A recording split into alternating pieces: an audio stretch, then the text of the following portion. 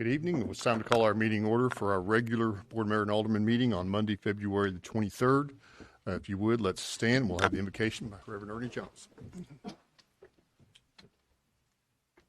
If I may, Mayor and Alderman, you have a chaplain corps that truly sees this as an honor and a way that we can serve the city of Tullahoma. And we really appreciate the opportunity to open the meeting with prayer, invoking God's blessing on our city. So thank you for using your chaplain corps, city, fire, and police, and the hospital. We appreciate all, and please use us. Please get us involved. Let's pray.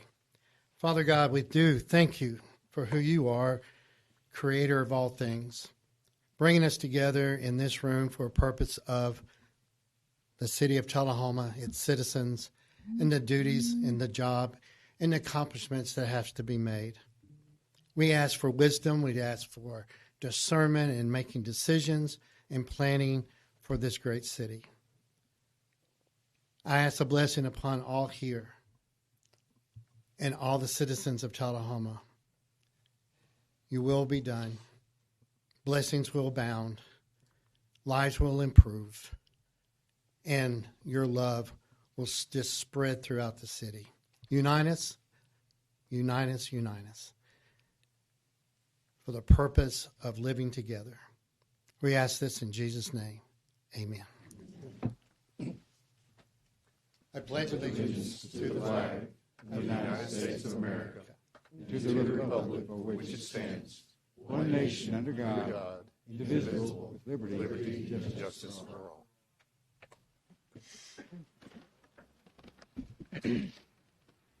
Start off our meeting with some commendations, proclamations, and awards. Tonight we've got our Tullahoma honorary alderman with us this evening, and Taliana Aguilar, I'd say that close enough to right, and Jocelyn Garcia.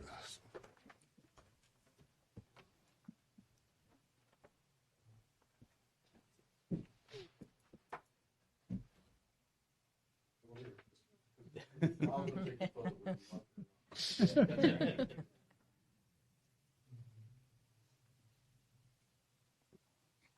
want to open yours up.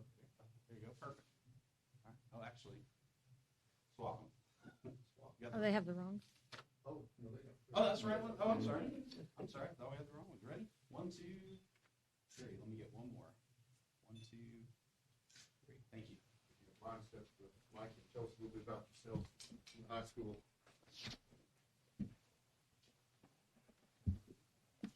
Good evening. I'm Taliana Aguilar, and I am a senior in high school. I do Mayor's Youth Council. I am also a part of the National Guard, and I'm a part of the Tullahoma High School Band. Good evening, everyone. I'm Jocelyn Garcia. I'm a senior at the high school, and I'm a part of various clubs and organizations such as FBLA, Future Business Leaders of America.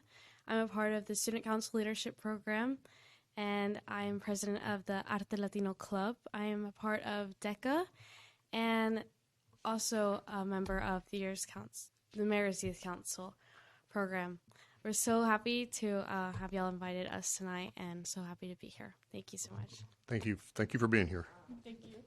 Our next item is a special presentation. Yes, I'd like to say one more thing. She's very modest. She also has a beautiful voice and sings in the choir at St. Paul Catholic Church. And I try to sing not too loudly so she can out sing me, okay? Thanks for that additional praise. Our next item is special presentation by the City of Tullahoma and Parks and Recreation Department. Mr. Kraft. Well, good evening. I'm JP, the Parks and Recreation Director. I usually stand before you to ask for money or get you to authorize a purchase. Tonight I'm going to share some good news with you. I get to tell you about something exciting happening in our community. Over the years, I've heard complaints and seen comments on Facebook that there's nothing for families to do in Tullahoma. I may have a solution, maybe just at least an alternative. For about a year and a half, Mr. Quick, Jeff Dameron, and I have been working to bring a collegiate summer baseball league to Tullahoma. Tonight, I'd like to announce that the Players League, through the newly formed Volunteer State League, is going to do just that. Tullahoma will be the first team in a new league. As other teams come online, it is sure to build excitement and Tullahoma and the surrounding area will have a new team to pull for. This new team will add another piece to the sports tourism of Parks and Recreation. I'd like to introduce Brian Morris, the head coach of the Tullahoma High School Wildcat baseball team, to make this exciting announcement. Thank you, JP. Well, as he said, I am currently the high school baseball coach here in Tullahoma.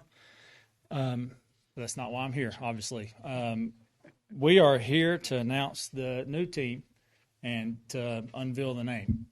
Our new team is going to be named the Tullahoma Test Pilots and contributing to the airport and the Air Force Base. Is that correct? Mm-hmm. I just wanted to step up and say how excited I am, and I think this is going to be a fantastic thing for our community. As most of you know, baseball has a rich history here in Tullahoma. We've had plenty of people go on and play professional baseball, 3 state titles from the high school level. Started with Coach Mathis there. He's been a pioneer of that forefront. Our community has always supported the game the right way. And all these guys have gone and done great things, but there's been talented people that go through Tullahoma year in and year out that go on and play college baseball and other college sports that sometimes get overlooked because they're gone and they're not in Tullahoma anymore. I think this league will give us an opportunity to continue to recognize those young men that specifically play baseball. I'm excited that I get to have an opportunity to coach them again because they've come through the system the last 4 or 5 years. Luckily, I can say we got 5 or 6 of them already committed to play with us, and that gives them an opportunity to play in front of their families and their friends again while they continue their collegiate careers and some of them hopefully beyond. I say this every time I speak. I can pitch in front of 50,000 people, but I'm shaking in my shoes right now. I want to say that I am extremely grateful for all the people that had a hand in starting this up. Mr. Quick, JP, and Jeff, he's not here. I think this is going to be really good for the community. I'm very excited, and hopefully when the season gets started in June, you'll come and cheer on the Test Pilots.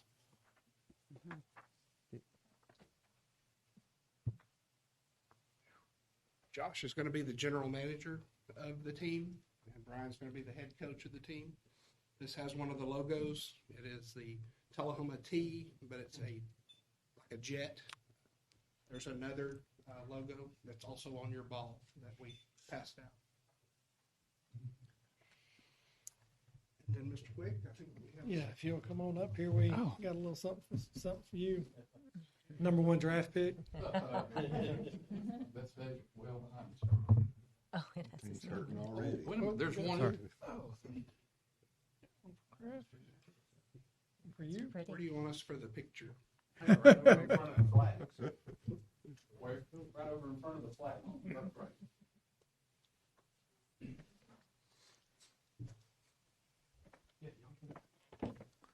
That's nice. Oh. We've never been on draft day like you. Yeah, we've never been on that. I'm a little worried about your number 1 and number 2 draft pick.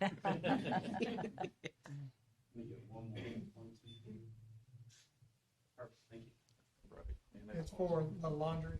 Yeah. It's for equipment management. Yeah. Okay, thank you. We greatly appreciate Tullahoma being a part of this.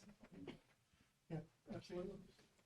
I would have thought Brian could pitch more. Yeah. Awesome. Thanks for that presentation. That's exciting. Our next moment in the agenda is comments from citizens, and we have a list of folks who signed up. We'll start there with Alex Engler. Is Mr. Engler present? Yeah. Yes, sir. Come ahead. Good afternoon, Mr. Mayor, Aldermen, and Mr. Quick, and all of you. I'm an aircraft owner in Tullahoma, and at the meeting on the 9th, it was unanimously passed a resolution that we needed to increase the pool of candidates for the board in the future. and that passed unanimously. Later on, we added to that an amendment. I believe it was Dr. Bart that brought it up. And the amendment included aircraft owners, pilots, people that have a stake at the airport that would have the best interest of the airport when it comes to representing us all at the board. And I didn't see that at the on the agenda for this meeting. I don't know if you included it. I saw you there at the meeting, Alderman Byrd. And I'm wondering if you all would consider including more of us with a lot of years of experience, with a big interest in the success of the airport. And I think you'll all be grateful if you included some more candidates that are qualified and that don't just want to wear a badge. We want the success of the airport. Anyway, that's what I like to see happen. Thank you, sir. Mr. Compton, you're here for the Airport Authority appointment. We'll hold you until we get that item, if it's okay with you, and then you can come forward. Kevin Carpenter. Did I get it right? Is there a carpenter in the room? He didn't mean to sign that. Okay, so just making sure. Jace Pearson. I thought it was the fire notes. Oh, I'm sorry. It's for public comment. Okay, no problem. Door prizes. Yeah. No door prizes, Jace. They thought it was an chimney sign. Mitch Davis. Mitch is here. Good evening, Mr. Mayor, Alderman, and everybody here. Of course, you know I'm probably here to talk about the airport one more time. I looked at the agenda and just wanted to say thank you for getting some of the things on there that needed to be on there. We do need some more board members out there that'll be proactive and to help prevent having another incident, spill, whatever comes up. I think by being proactive, having good protocol, having good SOP in place is something that the airport really needs. In addition to a steering committee, which has been discussed in the past, I think if we bring all of these things together, including, making some changes with the board, we can mitigate having any more expensive incidents. We get more community involvement with the airport. And I think it's a home run across the board. Opening up to the urban growth area to allow more of us to kind of live on the outskirts of the area to come in and participate as board members, committee members, et cetera. I think it's going to help out a lot. What do we have invested in the airport? Yes, we have equipment out there. We've got hangars out there. We've got friends out there. We've got community. We've got picnic tables. We've got planes that people come out with their kids and never seen an airplane before. We pick them up on there on the wing and let them see a real airplane. That's just a little part of what we do. A lot of people a lot of the community has addressed, not a lot, folks in the community have addressed it as a club of some type. It really isn't a club. The thing we have in common is we love general aviation and everything about it, and we want it to be positive for the community. As this community's been built on aviation, a lot of it. So. Thank you for Mr. Byrd for getting that on the agenda, adding a board position, and thank you for possibly opening up to that urban area so we can get more folks on there. I think you'll see nothing but good out of it, and again, at no cost to the city. So thank you. Thank you, sir. Now, that's all the folks that signed up. Is there anyone else that would like to make a public comment at this time? All right, with that, we'll move on. Our next item is approval of the agenda. Do we have a motion to approve the agenda?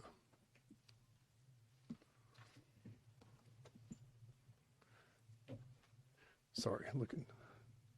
Okay, yeah, we have motion second. Motion from Alderman Byrd, second by Alderman McGee. Any discussion? I'd like to request a couple of changes. What's your first change you would like to request? The first change is the item number 9, Ordinance 1681. That's an item that I asked to be put on there, and Mr. Worsham and I, we failed to connect on a few times, and I don't think it's quite ready yet. So I'd like to remove that and put it on for a later date when we have a chance to work on it together. You want to make a motion to remove it? Yes. Go ahead. I'll make a motion to remove Item number 9, ordinance 1681. Do we have a second on that motion? I'll second. All right, so it's motion and a second to remove that item. Unless there's any discussion, let's vote on that one. Oh, I'm not signed in. I was like, why?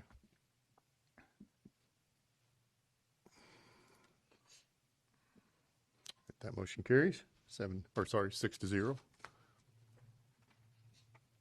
What's your second item?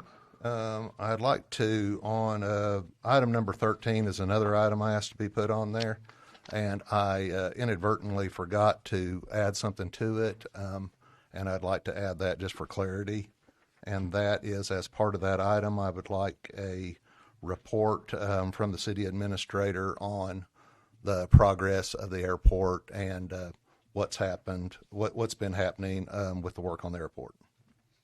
That sounds like a little bit more than what you had there before. It's right on in line with the other item. So how long is this report going to take? I have no idea. Mr. Quick, can you give us any insight as to the depth of this report? It's thorough. So we've been getting in the habit of bringing things like this at the last second. We've had 2 weeks since the last meeting to bring something like this. If it's going to be a longer item, it's the sort of thing that would have been much better served in a study session where we could have other people here to interact with that. I would recommend we do not add this to the agenda. Put it for a study session later.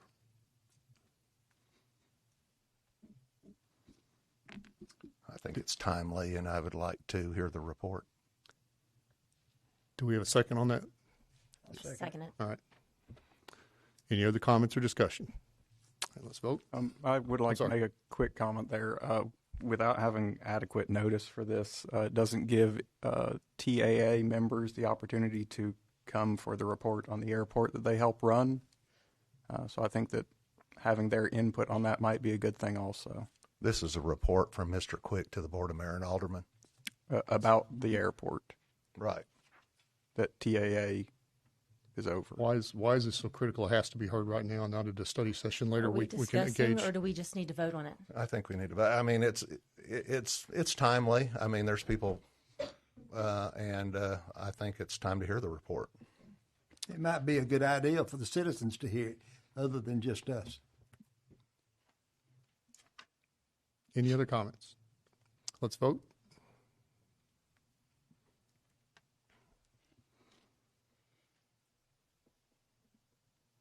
That motion carries 4-2. So that's added to the agenda. Any other changes to the agenda? If not, let's vote on approval of the agenda as a whole.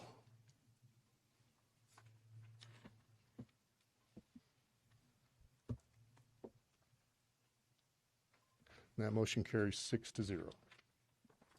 So carrying on in our agenda, reports from Alderman. We'll start with Alderman Glick. I have no report tonight. Okay. Coach Mathis? I have no report tonight. Alderman McGee? I just have a few things to report. I did attend the Planning Commission meeting and was reappointed as the city liaison.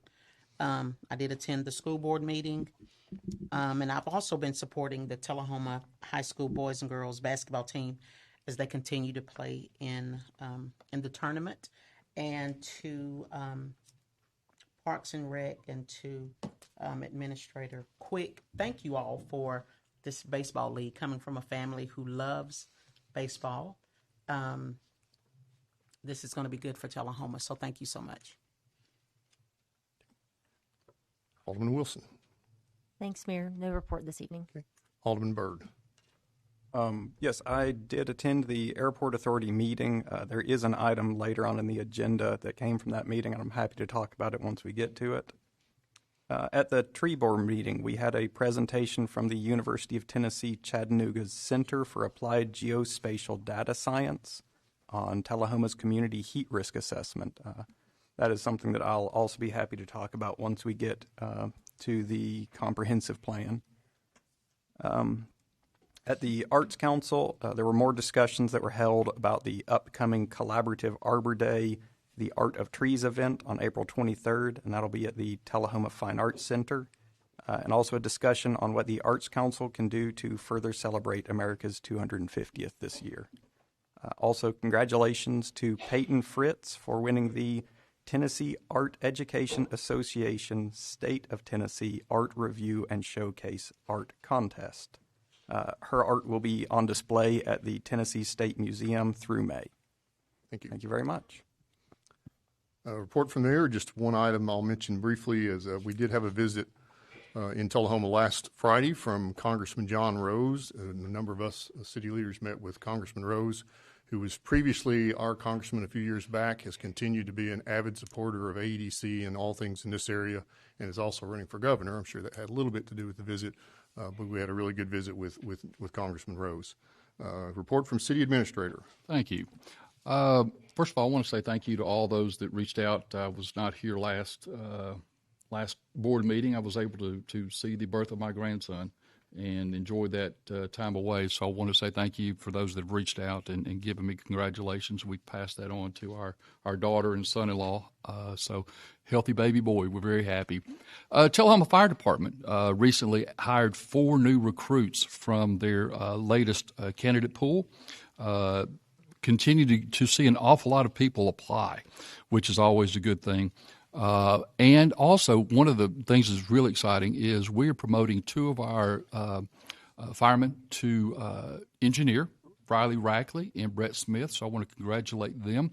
They've been with us a little bit over a year, and I want to also say thank you to Chief Pearson. As we've talked about finding those new recruits, and then making sure that they fit, they feel like they're at home, and then they're growing. And obviously, you and your captains are doing an excellent job of getting those men prepared to take the next step. So for them to reach that level within a year of being there says an awful lot about them, but also says an awful lot about you and the program that you have there. So I want to say thank you for that. Tennessee Oncology and NHC, if you drive by, you'll see that there's a continuing construction there. That is well on track. And then Town Suites by Marriott over by the Holiday Inn. We have all been anxiously awaiting for that to open.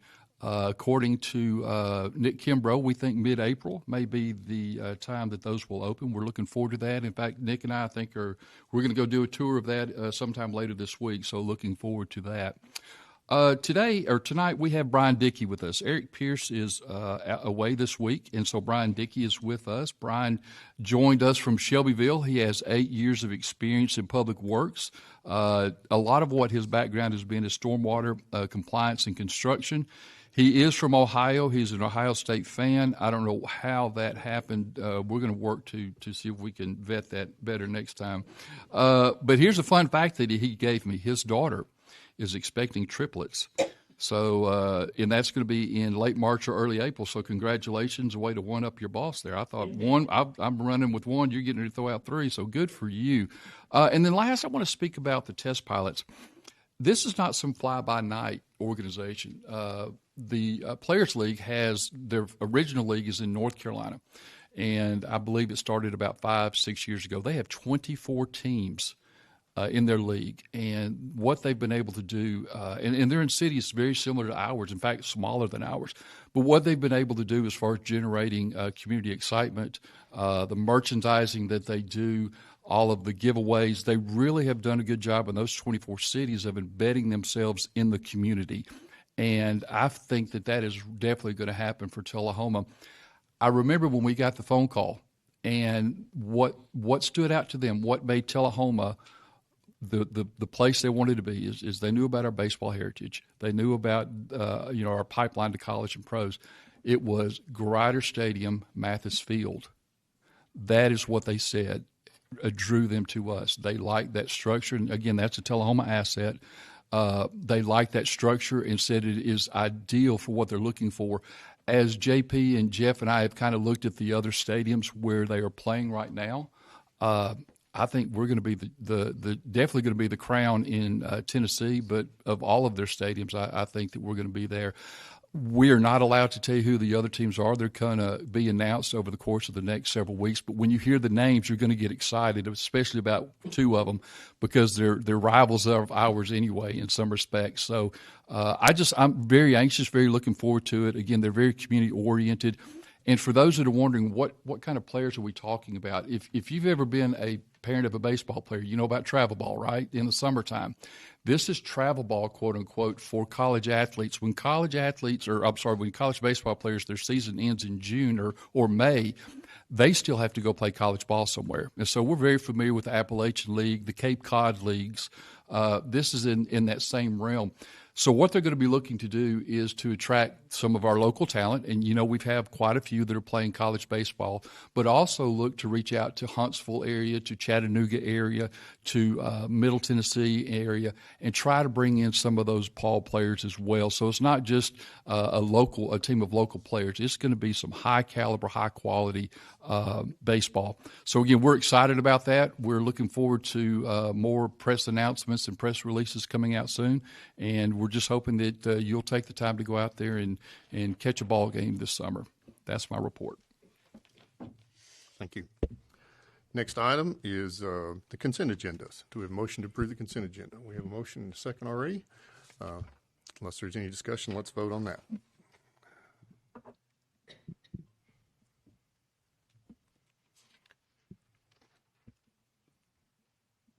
Consent agenda carries 6-0. Unfinished business. So we have ordinance number 1675, an ordinance to adopt the 2045 comprehensive plan for passage on second and final reading. Do we have a motion to approve that? A motion from Alderman Byrd. Do we have a second?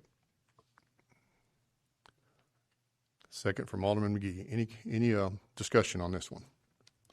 Mr. Byrd, did you had the motion? I think you said you also had a comment to make about the. Oh, I'm sorry. Yeah, I'd like to wait until Mr. Luthi speaks. Go ahead, Mr. Luthi.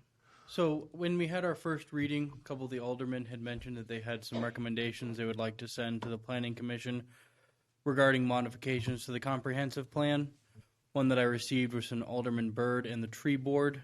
As he mentioned earlier, the University of Tennessee Chattanooga did a heat map index of the city, which showed optimal areas where shade trees should be planted. It was requested by the Tree Board to have the map that was created for them, as well as some information regarding that map, included in the section of the comprehensive plan that addressed trees. I brought that item before the Planning Commission last Monday. Planning Commission reviewed that recommendation and voted in favor of including it.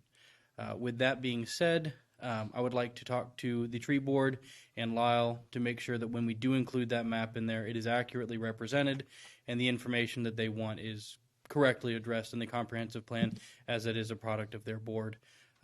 So when the item is approved at this meeting, it will be under the condition that the approved modification that was voted on at the last Planning Commission meeting is put into effect. Between the last meeting and today, I haven't had time to get that implemented the way the board would like. I haven't met with them yet. So I'm just asking to make sure to keep that in mind, that the final comprehensive plan that we do receive is pending one modification for the inclusion of that heat map. I believe Alderman Toma also sent you and copied me a couple of comments that were just kind of general comments about, we put some emphasis on downtown, but not some of the areas of growth. And I didn't know if there's, we obviously, it was after we had already voted on the Planning Commission, if you had mentioned those or not. Yeah, I received those comments, but it was after our Planning Commission meeting had already happened. So I didn't have time to call the Planning Commission back in meeting before this meeting today. They were just kind of general comments. They weren't correct. They were some general comments. I do have them saved, and they will be presented to the Planning Commission at the next Planning Commission meeting. But unfortunately, I did not have time to call a special meeting at the Planning Commission before this meeting. Right. Mr. Byrd? Yes, I just wanted to speak on that heat map a little bit. This project was fully funded by the Tennessee Department of Forestry, so it didn't cost Tullahoma anything to have this study done.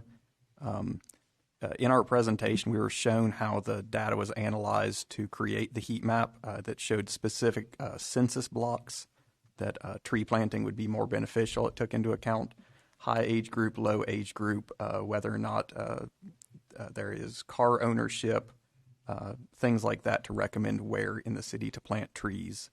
So I just wanted to thank Mr. Luthi and the Planning Commission for including that in the comprehensive plan. That's interesting. Alderman Glick. Yeah, I'd like to postpone acting on this item tonight. I don't really think that we are going about it in the proper way. The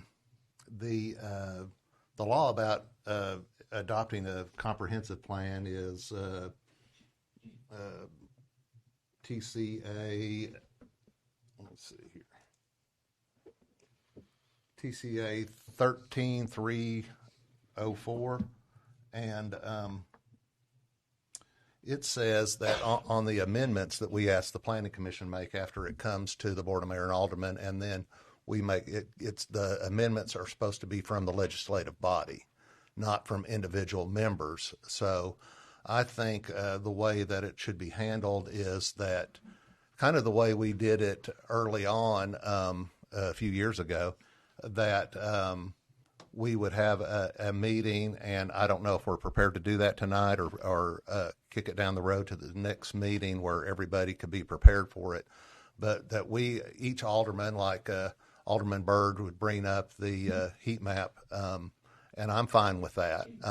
And then we would vote on it to add, and then each alderman could bring up an item that they would like to add to the plan, and then this board would vote on it.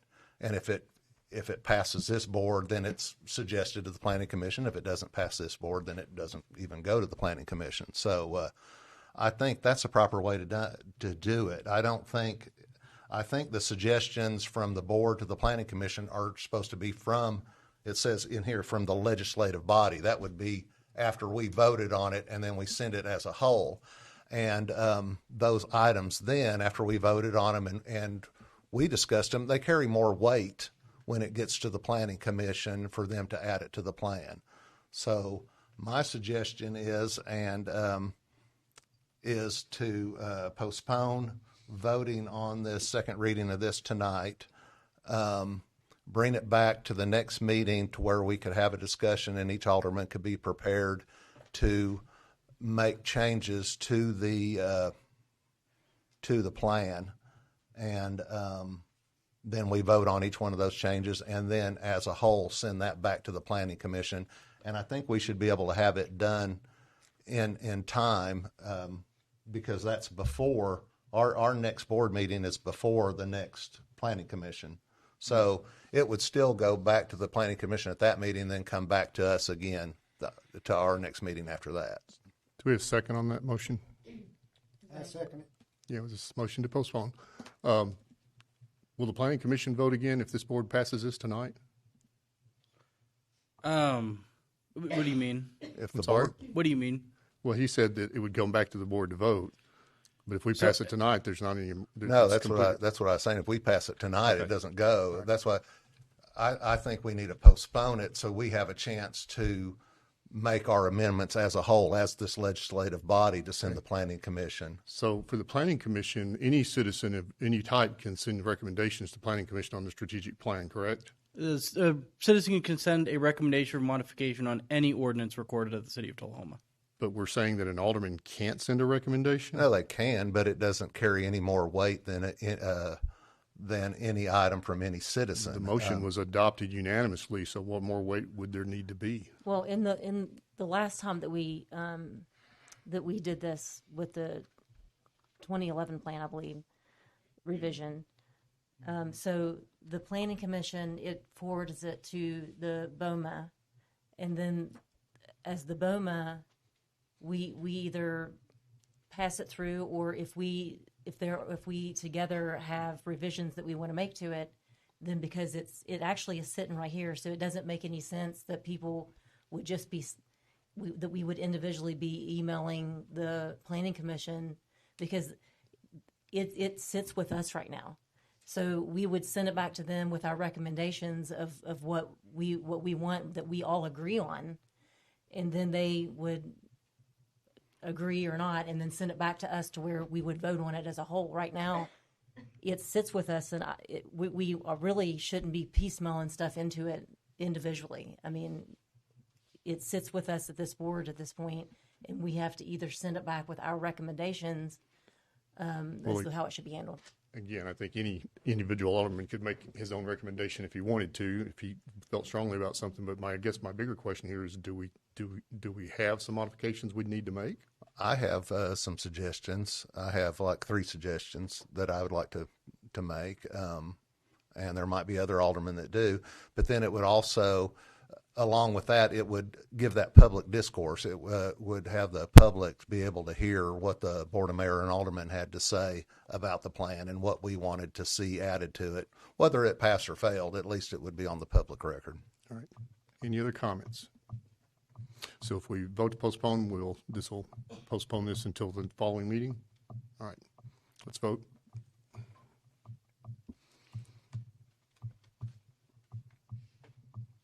Motion carries 4-2.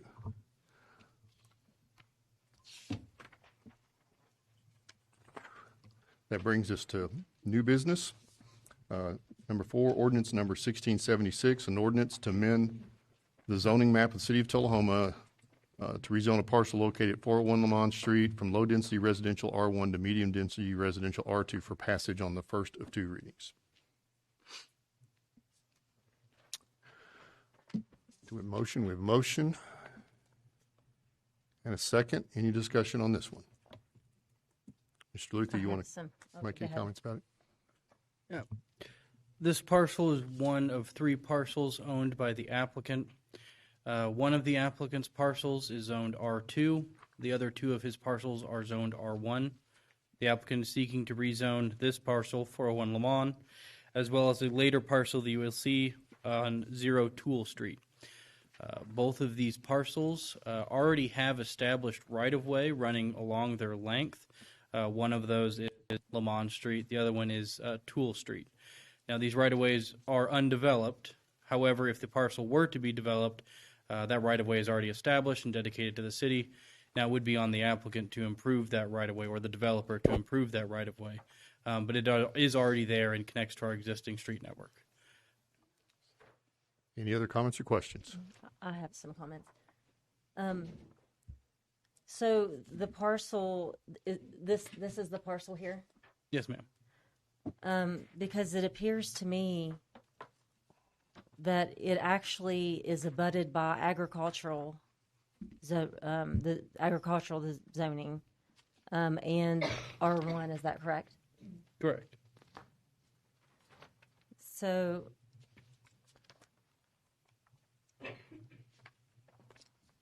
and doesn't the future land map designate it as low density? Mm-hmm.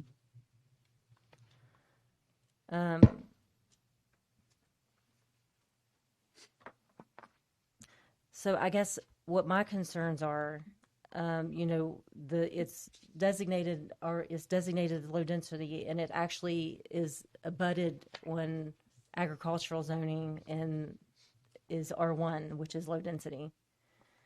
And I guess, right now we have, my concern is once this board rezones things, it's out of our hands then. The growth that happens as a result of our rezone, we have no control over. It is always going to stay with the Planning Commission then. And it looks like in the packet that the applicant said that there was no really, that it was something that he wasn't going to do anything to, that it was possibly for a future flexibility. Is that correct? And I guess right now, my opinion is we have a water crisis in our area right now. We have a $740,000 fuel spill that we're paying for. There's potholes in the roads. We have crowded schools. And, my opinion is, I would urge the applicant to come back after they have a definite plan. Just right now, what's around it is agricultural and it's R1. So to move it to R2 just seems right now, I just think that we need to really tread lightly with the rezones, considering everything that's going on with the city, with that we have going on right now, with the water structural issues, water issues. So I would urge this board to consider that. Mr. Luthi, do we know what's intended to be built here? So, to that point, I would like to advise that when we are reviewing rezoning applications, we're instructed in our zoning ordinance, as well as our subdivision regulations, to look at the maximum development potential of that parcel. The applicant could put any information they want in their proposed use. That's not legally binding. Once that property is rezoned, they can develop it to its fullest potential. We are actually instructed, as reviewing these parcels, to disregard the applicant's stated intent and to actually look at the full extent of the development potential. As once this property is rezoned, or any property is rezoned, that development becomes by right. So while the applicant does state they don't intend to do anything at this time, that statement is merely that, a statement. It's not legally binding or an approved plan.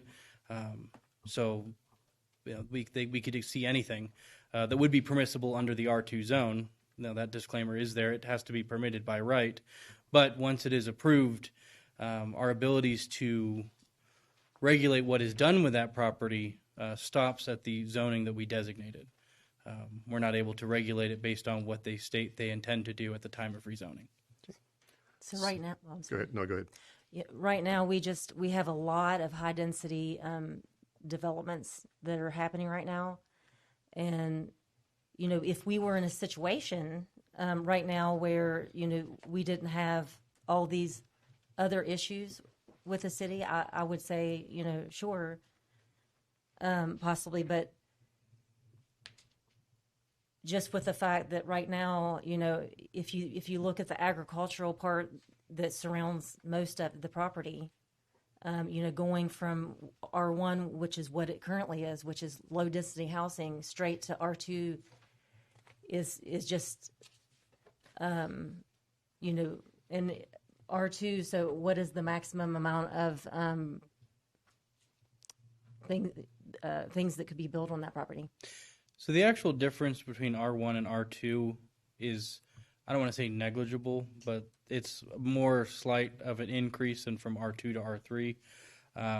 R2, the main difference is that it accommodates duplexes and townhomes. R1 is limited to single-family dwellings only. R2 does accommodate those alternate housing structures. However, in the R2 zone, a single-family dwelling is required to have a 10,000 square foot lot, while a duplex is required to have a 20,000 square foot lot.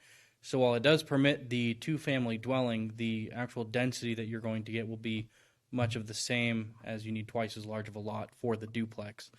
The main attraction to the R2 is that it is a slightly smaller lot. It goes from 12,000 to 10,000 square feet. The lot width is also slightly smaller, which allows for a narrower lot. It's not by much. I believe it's from 100 feet to 75 feet, but I have to double check. But the difference is not as great as going from, say, R1 to R3, but it is still an increase, and it does permit other types of housing that is not currently permitted in R1. So I want to make a comment about the water. So I was sitting next to Alan Potter on Friday, so we were meeting with Congressman Rose, and he reiterated very strongly that we have no water shortage in the city of Tullahoma. The water outage was due to a break in lines that was a repair issue and ran our tanks down. But we don't have any issue with the water supply in the city of Tullahoma, and TUA would beg to differ with you on that. We have a need for some increase in housing and smaller size housing in this city. We have less of that than most cities around us, and we have a high population of workers working retail and education and healthcare that need places to live. This is not abutting against any nice R1 that's the kind of complaint we normally hear. The Planning Commission looked at this and no one opposed it, and I would recommend approval. Any other comments from anyone? Yeah, I had a couple of questions. If we voted against this tonight, does that stop him from at any point to reapply to get rezoned in the future? The applicant can reapply. They will have to file a new application, go back to the Planning Commission to seek recommendation from the Planning Commission, and then go back before this board. But seeking an amendment to any ordinance, the zoning map being one of those ordinances, is a right that all of our citizens have, and they can exercise that at any time. Okay. I just wanted to make sure because, like he said, he has no plans at this time to develop it. And I just, like Cernobia mentioned at the last meeting, a lot of times it seems like maybe we just jump ahead and do things too quick. If there's no plans to develop it at this time, that maybe it might be better if when it came to the time when he was going to develop, he came back to this board to get it rezoned. And then we would know better at that time what infrastructure we had in place and whether we were going to be able to support the new development or not. So right now, I think since there are no plans, I'm going to just have to vote to keep it R1. Any other comments? I do just have some comments. I mean, right now we actually have multiple subdivisions that are happening. There's 90 lots in one. There's apartments that on Cedar Lane that are just now being finished. There's multiple high density complexes on both sides of the road of Kings Lane. And, we really, anything that once we rezone this again, it's out of our hands. And so, then it can be used at the property's highest and best potential. So I'm just like to try to just be responsible with how I think about, do we have infrastructure in place, say that everybody that goes out and decides to build at the land's highest and best potential all throughout town with everything that we have put through already. And right now, it seems the applicant doesn't have any immediate intention to do anything on the property. So I would just say tread caution with us. I just have a comment. Yes, ma'am.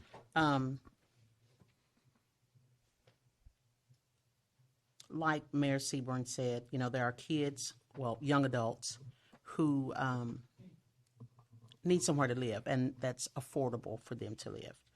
Not all of the subdivisions that's being built will be in their budget right away.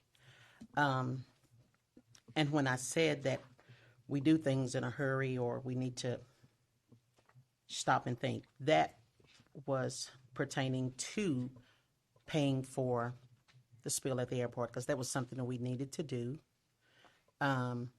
so we wouldn't get in any more legal problems. But I think I'm for this, changing it to R2, just for people that are starting out that need somewhere to live, regardless of what he decides to do with it. But if he does decide to have duplexes built on it, that's affordable, I'm in agreement to that. Obviously, he has some thought that he wants to do it now for a reason, even though we may not fully understand his reasons. So. And wouldn't that, in the comprehensive plan, wouldn't that, by the time this comes back, wouldn't that have some type of restriction or anything? Our comprehensive plan does not cause restrictions, does it? Okay. No. Yeah. Y'all ready to vote? All right, let's vote.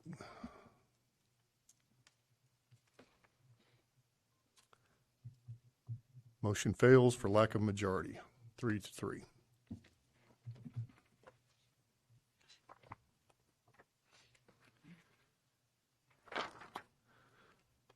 Item number 5, ordinance number 1677, ordinance to amend the zoning map City of Tullahoma set forth in the Tullahoma Municipal Code, rezone a parcel located at 700 South Washington Street from light industrial I-1 to general commercial C2 for passage on the first of 2 readings.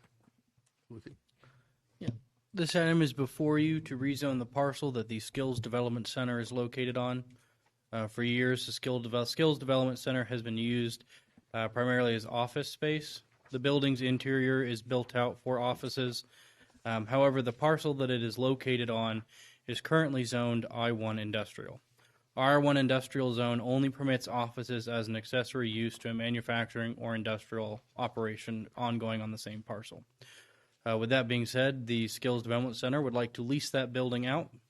In order to lease that building, however, they'll need to have it rezoned, as it can be difficult to lease the building with legal nonconformity. They're looking to entertain an office client that will utilize it for offices. While it is currently legal nonconforming, if the building remains vacant for more than 1 year, it will lose its legal nonconformity. So even if they are able to find a tenant, if that tenant doesn't move in within a year, that legal nonconformity goes away entirely. At the meeting that this was originally discussed by the Planning Commission, there was a resident who lived across from this building who had another property on the other side of town. She remarked that her other property has been plagued with issues with an industrial operation nearby. She's had trucks in her front yard, almost up to her front door, and was in support of this property being rezoned from industrial to commercial. If this property is to be rezoned, it will allow the Skills Development Center to lease this out to a client, and for that client to use the building for its current purpose, which is offices. Any questions on this one? I have a comment. And so the C2 status, just so that all the citizens are aware, that could be a business or residential, correct?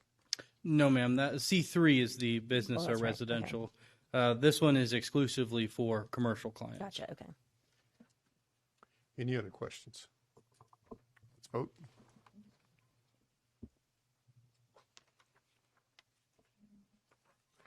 Passes 6-0.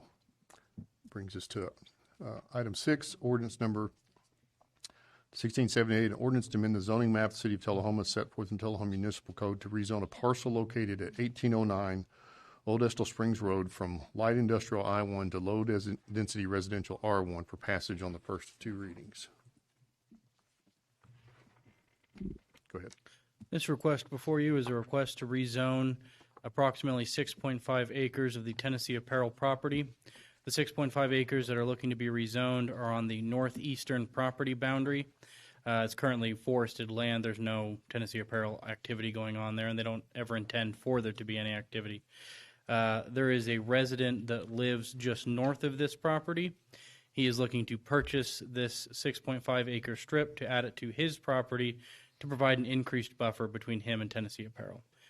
Tennessee Apparel has agreed to sell him that piece of property, but he would just like to get it rezoned before he combines it with his, as a piece of property that is zoned industrial would be of no use to him, as he intends to keep that property as his residence.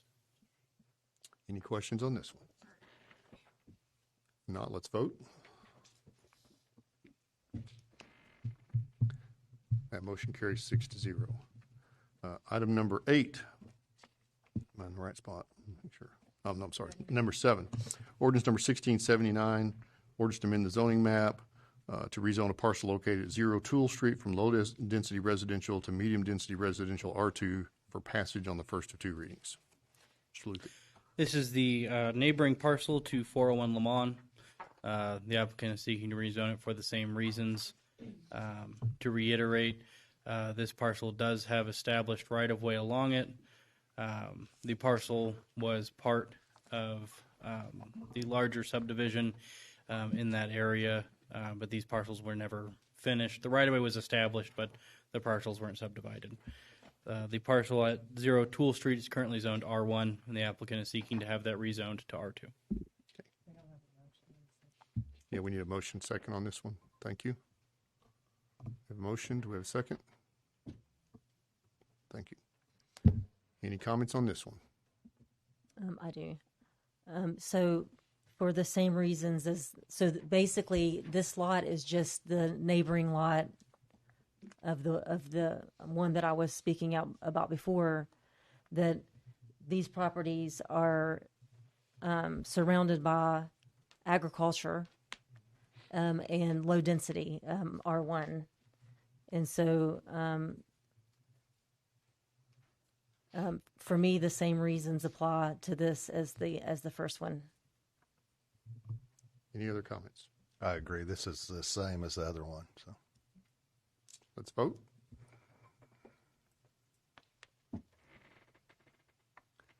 Motion fails 3-3. Brings us to item number 8. Ordinance number 1680, ordinance of the City of Tullahoma, Tennessee to enlarge eligibility for appointees to the Tullahoma Municipal Airport Authority for passage on the first of 2 readings. Do we have a motion on that? We have a motion by Alderman Byrd. Alderman Byrd, you want to tell us about this one? Yes, this came, it was a request from TAA at that would have been the January meeting to have some research done as to the best way to expand the residency requirements. They have been having issues getting applicants in Tullahoma city limits. So after a conversation with City Administrator Quick, the idea of using the urban growth boundary as the residency requirement, it's well defined. It's something that we actually have an interactive map so that we can check the applicants' residency requirements to make sure they're in that. We had kicked around the idea of using something like a economic impact area, but that's not really well defined. So it would be something that could be arguable whether or not someone was in it or out of it. So this I brought to the airport authority, and they unanimously passed it. It wouldn't add seats to the board. It's just expanding the area that would allow people to be on the airport authority. Okay. Any questions or comments on this one? There is no second. Oh, I'm sorry. Let's have a second. I second it. I went in. And I do have comments. Yes, sir. Okay. Originally, when I first heard about this, I thought, well, that's a good idea. There has been a little trouble getting people to serve on the board, and maybe cast a wider net might be a good idea. But then I started thinking about that. Here we are getting ready to celebrate the 250th year of getting our independence and fighting the Revolutionary War. And a big reason why we fought that war was for no taxation without representation. And kind of what this represents, what you're asking us to approve tonight, is actually granting representation with no taxation, since the people in the UGB do not get taxed. So on that matter, I would just have to vote against this. But I do have an alternative proposal if you'd like to hear it. And that is, several years ago, I think it was in the early 2000s, Tullahoma passed a law that allowed people that weren't residents or didn't reside in Tullahoma but owned property of a certain dollar amount. I don't know what that dollar amount is, but it had to be of a certain dollar amount that they were allowed to vote in city elections. So that means that they own property in Tullahoma, they are paying city taxes, city property taxes in Tullahoma, and they are allowed to vote in city elections. So my counter proposal to that is, instead of expanding it to the UGB, expand it to those people that are property owners in Tullahoma, pay taxes, and are eligible to vote in city elections. Let them be on the board, and not just the airport board, any board or agency in Tullahoma that we appoint to. That's an entirely different motion when you include that. That can't really. Well, we can't tackle them one at a time. I suppose we can, if you agree, and I guess I'd have to amend the motion, ask for an amended motion. But if that's the way we want it to go, we could do the airport tonight, and maybe if we decided to in the future, add the other boards. The reason that specifically the airport would make sense is because the airport serves a larger region. And currently the two applicants that I know have put in to be on the board that are in the urban growth boundary, they're both hangar owners. So they do pay taxes in Tullahoma. Well, they would qualify under the proposal that I made if they are hangar owners and are paying taxes, property taxes in Tullahoma. That would also make it someone who lived in Nashville could technically serve on a board in Tullahoma if they owned a property in Tullahoma. That's currently they could vote in the Tullahoma municipal election if they. I think the dollar amount is $5,000. It's pretty low. I think maybe we should look at revising that in the future because when it was done, it was probably a bigger piece of property. But if as long as you own a piece of property that's worth $5,000, I think it's 50. 50,000. Because I remember we addressed this some year or two Well, back. that would make more sense. It was like you owned property valued at 50,000 or more is what I remember. Well, that would maybe make our city attorneys could tell you, Mr. Worsham. I think I need to look at that ordinance. I'm not sure how we've defined property. I'm not sure that a hangar would be considered real property, although they do property taxes. We do have personal property taxes as well as real property taxes in Tullahoma. So I need to look at the ordinance to see how it's worded, to see whether or not owning a hangar would comply with that. And I do think perhaps that $5,000 is the limit for owning property. That's an old ordinance we enacted a number of years ago. So I'd like to look at that, and I don't have that with me, of course, tonight. So I would point out that the Planning Commission has an urban growth boundary, remember, although it does zone all the way into the urban growth boundary, but again, the airport extends in usage to that distance as well.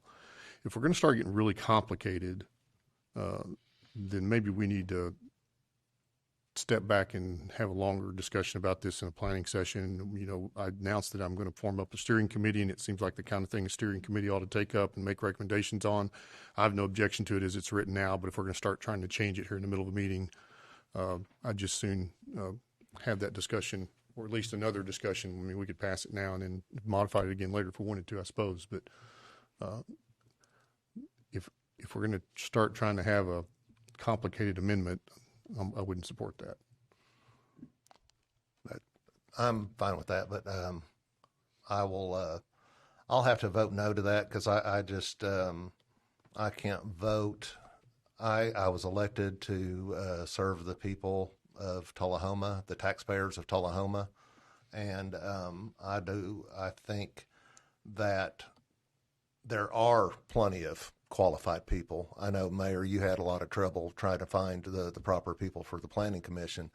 It may not be easy, and maybe we don't need to just appoint the first person that comes up if they're not qualified, or when a seat comes up, we just look at the applications and here's the people that applied. We have to appoint one of them. We don't have to. We could wait until we get the right person. So just as you did, Mayor, and then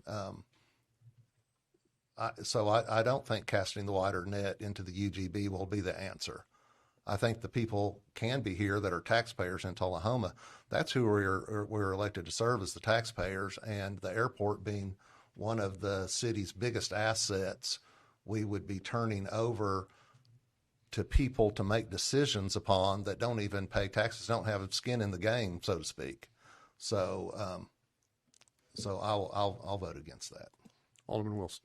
I was just going to say that when we use the example of the Planning Commission and the urban growth boundary, because it's the regional planning commission, the airport to me is very different than that, because the decisions that are made there could really implicate the city and the taxpayers, because the money comes from the taxpayers.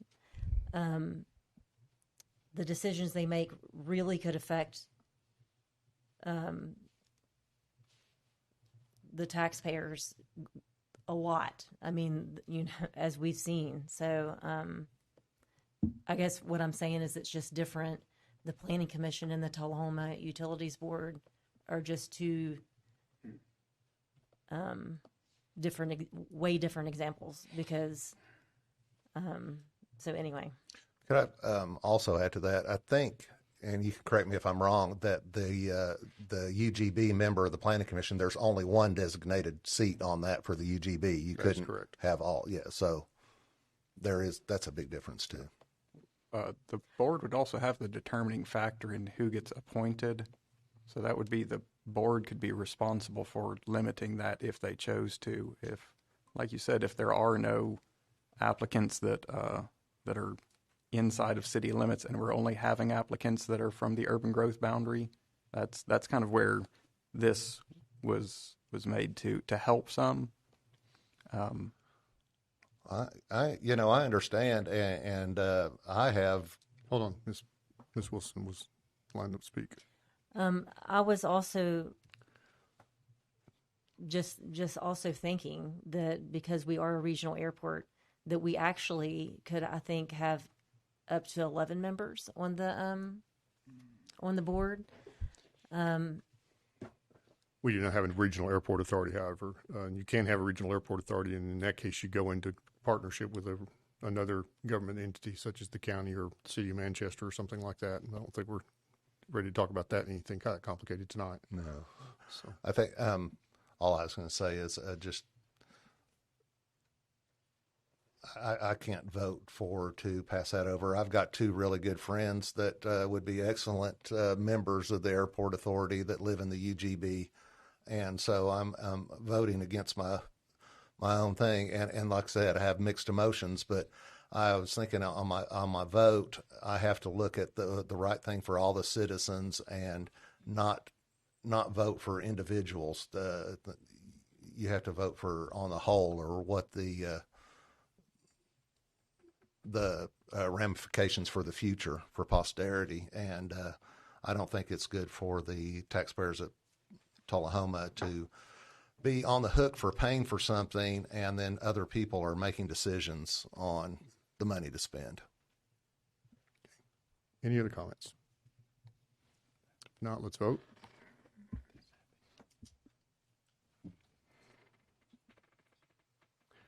Motion fails for lack of majority, 3-3. All right. We withdrew item number 9, so we'll skip to number 10. Item number 20-19, a request from the police department to approve the surplus of 37 department firearms for in-store credit with Rusty Oak Armory. The in-store credit then to be used to purchase ROA-15 Gen 3 rifles. Mr. Quick. Would you have a motion and a second already?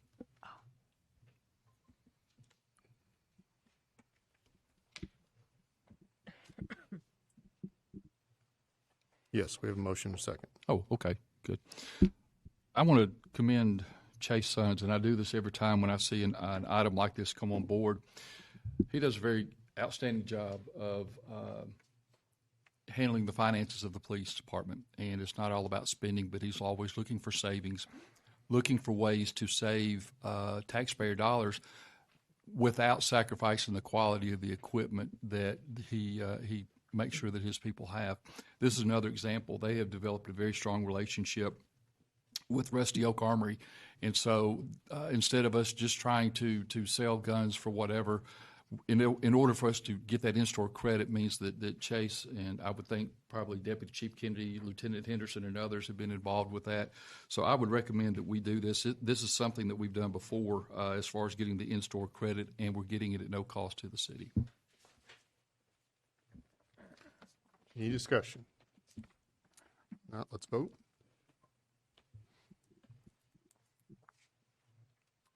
Passes 6-0. Item number 26-20, a request from the Parks and Rec Department to approve the professional services agreement with Loose Design in the amount of $33,000 for design of the additional parking connecting roadway and 50-70 field at Johnson Lane Soccer Complex, and authorize the mayor to execute the same. We have a motion and a second. So this is one where you've seen this just recently, where you, the board, allowed us to have access or approval to apply for the local Parks and Recreation Fund grant for Johnson Lane. Also, at that time, Alderman Glick had brought up that we may need to look at a redesign from the road perspective in order to try to put it more on the periphery of the property and not into where there could be some pedestrian traffic, which is a great idea. So what we're asking is, we do have the money in ARPA funds for us to go in and do that engineering redraw in order to have the road already moved around. And I think this is outstanding dollars used for that. And I don't know if, JP, if you have anything you'd like to add. Just that if you see on the last page of the packet, there is a drawing where Loos and Associates will redraw the master plan that we had drawn in 2007 for the park. It would add a new parking lot on the western edge, and the roadway would come as it originally was supposed to. There is a retention pond that we will have to be careful of. We may be able to fill it in and maybe make it bigger on another side. This would add about 80 parking places on the side of the park where we need it for tournaments. This would also design the 50-70 field. In the proposal that we sent to the state, we had the parking lot and the roadway design and just a very preliminary design for the 50-70 field. So this does multiple things and updates the master plan for Johnson Lane Recreation Area. Okay. Any comments or questions on this one? Yeah, I will comment. I think that's an excellent redesign that was done. I think if any of you looked at it in the book, you'd agree that's a much better use of the park property. It keeps the main unused part of the park open without a road cutting through the middle of it, and so we'd never have to worry about a road running through the middle of activity zones in a park. Also, I think the additional parking and connecting the two sides of the park. There's a parking lot on the soccer side of the park and a parking lot on the softball side, and they don't connect. You have to go way back around through the neighborhood to get to the other side. So this would be a much needed connection between those two parking lots. I would also like to thank Sue Wilson. She pointed out that we have $33,000 left on ARPA money that we need to use, or we will lose it. This will be at no cost to us. Great. Win-win. Any other comments? Yeah, you were talking about the water retention. Yeah, sorry. Is that the pond by the cemetery? No, there are 5 retention Oh, ponds okay. out there for all the impervious surfaces that we have. This is a larger pond near the dumpster at Johnson Lane softball complex. I'm not sure if they can fit the road in there. They may have to, apply for an ARAP permit and fill and then make it larger somewhere else. Okay. Alderman Wilson. I was just going to say, well done. This looks a lot better to me, and the fact that the road and the parking lots are on the periphery of the fields, it's going to be safer. I mean, obviously, not driving through the middle of the park makes it a lot safer. So I'm excited to see it. I'd also like to comment, I want to commend JP, but also all of our department heads. When we brought on our new insurance carrier, the first thing we focused on is risk management. And in looking at this and in looking at the redesign, for us to do that redesign for $33,000, not at our cost, it's all about taking care of our kids and taking care of our pedestrians in there. But I just want to say thank you to the rest of our department heads. They've done an outstanding job. They always think about what's our risk, and so we're looking far beyond just making a decision, but what are the impacts of that decision. And JP did an excellent job with this. Yeah, this is good. Okay. Anything else? Let's vote.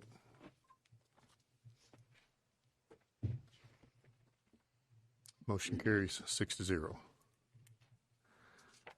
That brings us to item 12, or item number 2621, 12th on our agenda. A request from Alderman Byrd to nominate and appoint a qualified applicant to the Tullahoma Airport Authority Board to fill a 5-year term ending February 27th, 2031. Alderman Byrd.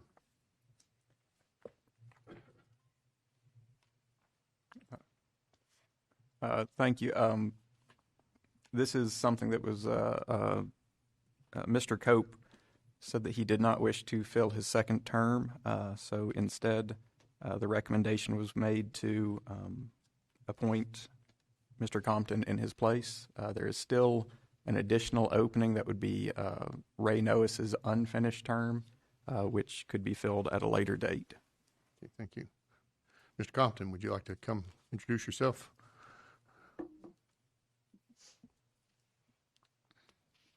Yeah, good evening. My name is Brock Compton. I live at 106 Redbud Lane here in Tullahoma. I do live in city limits, and I pay all the taxes. So I'm here to speak on the board's consideration for citizen participation of the serving on the Tullahoma Airport Authority Board. I have 15 years of aviation experience in the military and as a civilian contractor on airfields all over the U.S. and a few around the world. I've worked on this airfield since 2019, the past 3 years of which I've been the field-based mechanic for Vanderbilt Life Flight. In the last 7 years, I've observed that with all the business on the airfield being conducted daily, we haven't even scratched the surface of opportunity for this airport and what it can provide. The air park on the north side has been sitting vacant for the better part of a decade, waiting to be filled. Sorry, I lost my place. Waiting to be filled and bringing new jobs and revenue to the city. Future development at a healthy, sustainable growth rate is easily achieved with the proper policy and planning by making logical decisions that benefit the current lease owners, the current businesses, and the future businesses of the airport.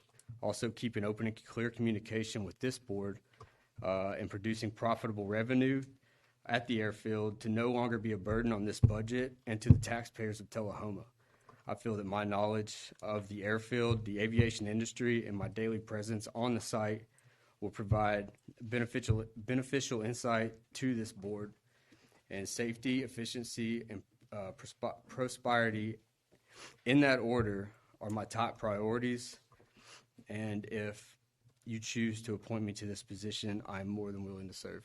Thank you. Thank you, sir. I think we have I assume this motion is a nomination from Alderman Byrd. That is correct. Ms. Wilson. I was just going to say I appreciate your willingness to serve, and your qualifications are impeccable. So thank you again. Is this something we vote on? Anyone else? Yeah, we haven't voted yet, but yeah. All right, let's vote. I have I'm just sorry. one more thing. You said that you were affiliated with Vanderbilt Life Flight, or you did the... I'm the field-based mechanic, yes, ma'am. The field-based mechanic, okay. Do I need to abstain from this since I'm an employee? Let's ask our attorneys. I don't think so, but let's ask our attorneys. No, okay. You don't have any financial gain. Right, okay. No. Just want to make No, sure. I don't represent Vanderbilt in any way. That's my job on the airfield. Okay. All right. I just want to make sure everything is... Appreciate that. Yeah, absolutely. All right, let's vote. 6 yes. Congratulations, Mr. Compton. Appreciate your willingness to serve.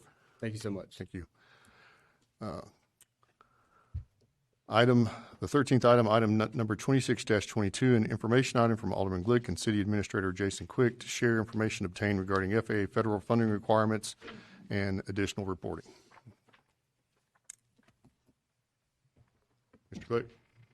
I guess we don't. There's no motion here. It's just a report. No, there's not. Okay, when we were talking about paying for the fuel spill,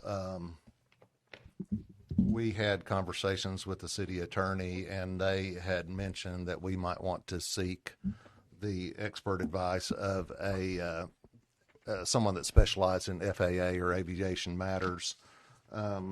So I did some research, and I found an attorney and suggested him to Mr. Quick to get advice from him or get an opinion from him about the fuel spill, whether the funds and whether the fuel spill could be paid with airport funds. And he gave us that analysis, and in short, he said, yes, the fuel spill, all the expenses of the fuel spill could be paid with airport funds. So, and he gave us certain recommendations based on that. But I'll just give you his qualifications. His name's David Hernandez. He went to the Air Force Academy, got his MBA at Monmouth University. He went to law school at Northwestern University. He served in the Air Force in the Gulf War. He was an FAA prosecutor, and he was a U.S. DOT Honors Program attorney. He has significant experience resolving aircraft operational issues, financing, leasing, and regulatory matters, complex government investigations, aircraft and part certifications, and FAA, DOT, BIS/OFAC, IRS, and SEC enforcement matters.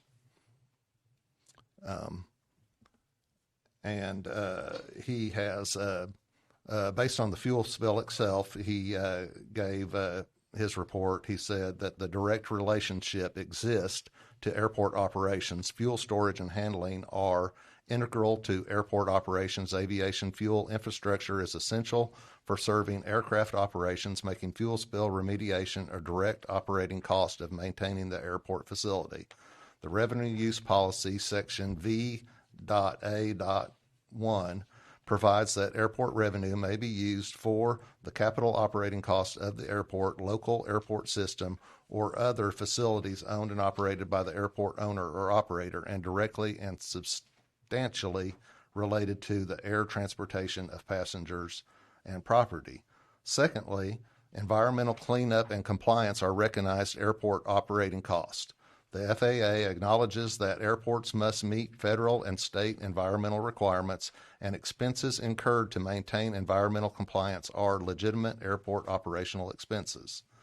Third, the revenue use policy recognizes various infrastructure maintenance costs as legitimate airport expenses. Fuel system maintenance and remediation fall within this category as they preserve critical airport infrastructure.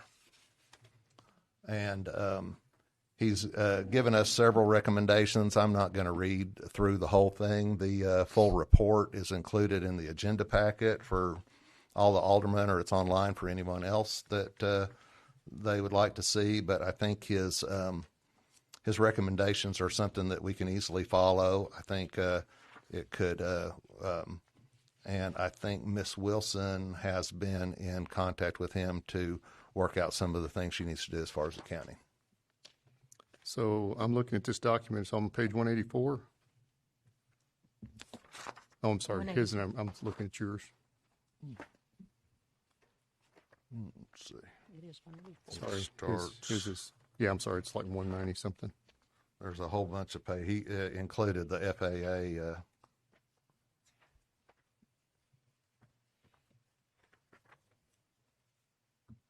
Starts on 186. Sorry. Yep. Would our attorneys like to weigh in on this at all? Yes, Mayor, I would. I think it's great that we got the FAA attorney's opinion, but I would just point out that, he says airport revenue may, in capital letters, be used to reimburse fuel spill cleanup that qualify as operating cost of the airport. And if you flip to, he did kind of a board and auditor briefing, page 2 of that, he noted risk flags off airport cleanup. And so that's what I pointed out all along, is that this fuel spill went off site, not just on airport property. And what the FAA would do is come in and make sure that everything that we did was directly related to fuel spill. We did some landscaping at Ascend, which is what gives me concern just a little bit. I noticed that at the end of his report, he said we can also assist with reviewing specific expense categories. I don't know if he saw our actual bill from OES, and actually, if you look at the bill from OES, I don't know that it exactly lays out, exactly what happened off-site with Ascend. I mean, it's kind of lump sum categories. But I still think the FAA would come in and pick that apart. That's not to say that they wouldn't approve it, but if we put in bushes, for example, as the landscaping at the pond, they're going to closely analyze that. So I don't know anything about this attorney. This is not to say anything bad about him. I think we should give him the bill to review it and go through, and because he says he can do that. But there's nothing in this report about that, that this would be, our bill specifically, that he's looked at that and that everything in our bill is going to be covered. That's not the opinion he gave. He's given the same opinion I did. Airport revenue may be used if it qualifies as operating costs of the airport. And I think in general, fuel spill would qualify. But this was a huge, fuel spill, and there was a lot that went into cleaning it up.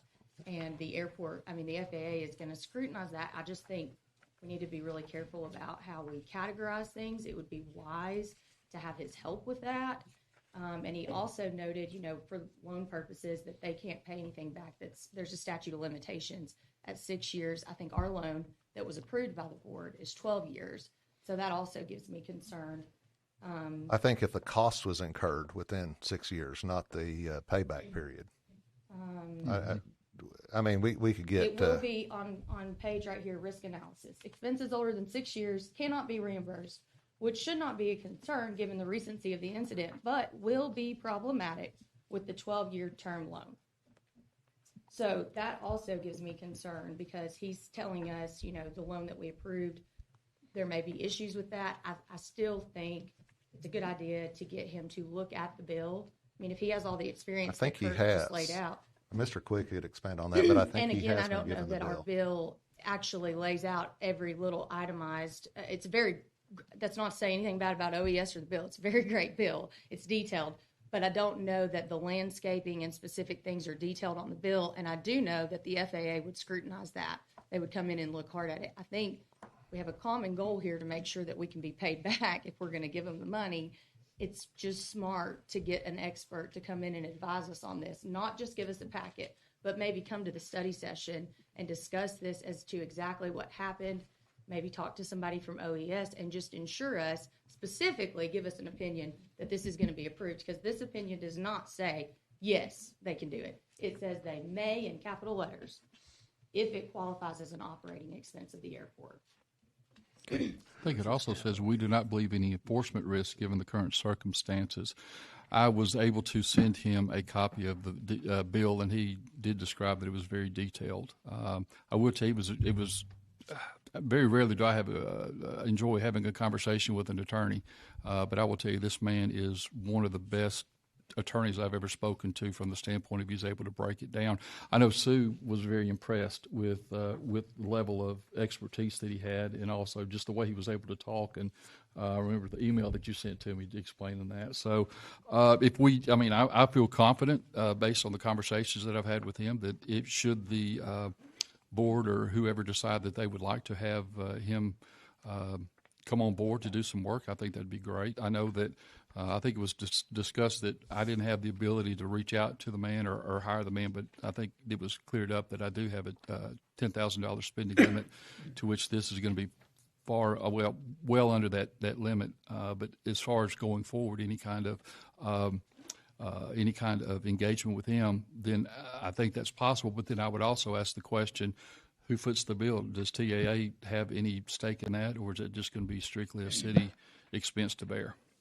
So it seems somewhat obvious that at the current moment, TAA can't pay the fuel bill, even if it's legal to do so, because they already are subsidized. No, I would say this right here is city. I'm saying if there was looking to be a further engagement with him, would the TAA be involved? I understand that, but I'm just saying the TAA can't afford to pay the fuel spill payment now, and I don't see how they could afford then to pay the attorney bill on top of that. I would love to see the airport to get where that we can do that, and therefore I don't think this is a pressing question, because there's no funds for them to help us with it right now as it is, unless you just want to get the attorney in here and while it's all fresh and get it a ruling. Even then, I think if you get to the point where you actually start paying that bill, we're going to have to figure out how we segregate the part that's allowed versus the part that's not allowed. So there's work to do in the future on that. I think, and I think most of it would be allowed because it said all cost to do the environmental cleanup, to meet environmental regulations, and maybe replacing some bushes may or may not be. But bushes, when you're talking about $750,000, is a very small thing we're talking about that would be off the bill.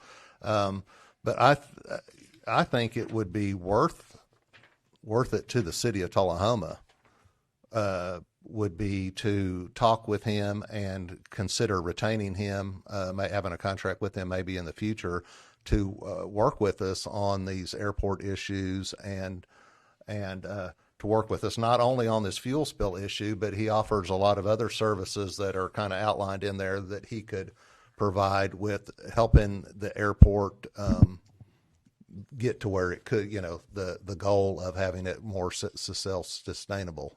Ms. Hoskins.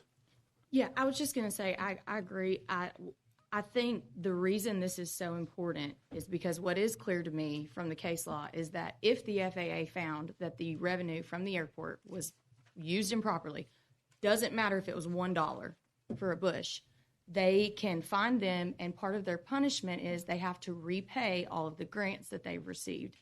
And my understanding is there's about $20 million right now. So it is a big deal. It's very important that we get this right. It could cost us a whole lot more than the fuel spill did.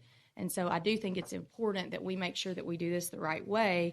I understand in just layman's terms, you know, the fuel spill, sure, it's related to airport expenses. That's not how the FAA analyzes it. And I do think he needs to get the exact facts of what happened and go through all of that. Maybe we could invite him if you're going to have a study session, or have him come talk to the board and then do maybe a vote on what Kurt is, you know, saying. Are we speaking the exact facts of the event? The fuel spill. Yeah, he has that report as well. He has but the OES bill doesn't lay out the landscaping that was put in at Ascends Pond the way that the OES owner relayed it to the board. And the FAA would look at that and consider I think that. what we could do is, if you remember correctly, he wrote this report, and we told him we were really in a hurry. We were we engaged him before that we did the previous vote at the Board of Mayor and Aldermen, and we told him we needed a report back fairly quickly because it hinged on the date of the 20th that we had to make the payment. We were going to try to get something before we actually vote on it. We went a different route, but it's still important now to get the proper procedure. And so now I think that's when it becomes important to, like Ms. Hoskins said, is retain him to look at the details of it, make sure we dot all the I's and cross all the T's and move forward. And like I said, he would be an excellent person to represent us on any aviation matters, I think, in the future. I think he's highly qualified. A comment I would have is my experience has always been bad things happen in threes. We had a unfortunate plane crash in June of last year. We had a fuel spill recently. And so I would hate for something else to happen, and because we didn't think it was a pressing matter, that we didn't pursue that could come back, and the third one could be the one that gets us. Yeah. I'm sorry, what about determining this FAA information is a pressing matter that would cause a problem? I'm saying moving forward is a pressing matter. Yeah, I think. Okay. If I may So I make guess a comment. Yes, sir. I wanted to thank you for getting this together. I will say that it does also confirm what I and the TAA had brought up, and that was that part of this bill, not the entire bill, part of this bill might not be allowed to be repaid, and that would be the remediation on Ascend's property that had to do with landscaping and sprinklers that were repaired. That would be the repair of a broken pipe that is city's property, and the installation of the valve to prevent any other fuel leaks from going onto Ascend's property. Those are the items that I'm somewhat concerned with. And that's where I do agree that having an attorney look through this so that we have the attorney's backing when we say that we are splitting the bill correctly is probably a good thing. There is also the possibility of, instead of getting an attorney that's in D.C., where if they wanted to attend a study session, they'd have to fly here, and I'm assuming we would be responsible for that travel expense, that we do have FAA attorneys that are semi-local. They would be in the Nashville area that we could also reach out to and at least, at least compare costs. Yeah, we could do that. He is very familiar with the situation already and has worked on it some. I don't think with this day and time with technology, I don't know how important it is that he actually be here in person. He could come in on a Skype or whatever, Zoom meeting or something, and meet with us that way. And a lot of stuff is done through email and so forth. So I don't think the proximity of him would be a problem. But I think it's obvious, just kind of as a layman would realize that it's not going to pay for improvements. It's only going to fix what was there. If you, like an insurance claim on your house, it's going to put it back the way it was. It's not going to improve it. But so stuff like that I think are obvious. But if the expense of the the thing that contains the fuel or whatever, it might not, it would still be an airport expense because it's around based on the fuel. It's so, but anyway, I mean, we could split hairs, talk about that all night, but I think that only we get to the, let me add this too. We had a meeting last week with our insurance broker, and in speaking with our insurance agent, we were told that we have no coverage. Fortunately, we were able to meet with our broker, and there is, while it's not much, it's $10,000 that would be available to us. So what we're looking at doing is getting with OES and Matt Church, asking for a breakdown of what occurred on airport property versus what did not. Then we're able to submit that, and then there's about a $10,000 check that we will be able to get on that. So very, very happy that we learned that from our broker, and looking forward to getting that information and getting that filed. Okay, the second part of the agenda item, and I guess it's the right time to have Mr. Quick give his report on the airport. Yeah. I have Lori. She's got those. She's going to pass those out for you.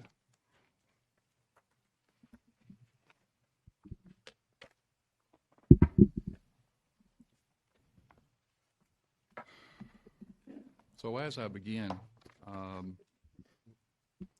as much as I would hate to, I feel like I need to readdress a couple of comments that were made in my absence last week by one of our citizens, Mr. Bennett. Explained about the TCS suit and my involvement with that. What I'd like to remind him, and unfortunately he must not have read the October 8, 2024 Tullahoma News, is Mr. Quick, is this on topic for the, this is not on topic for the... No, this is me telling, Mr. Quick, you're out of order him. because this is not on topic with the item we approved for the agenda.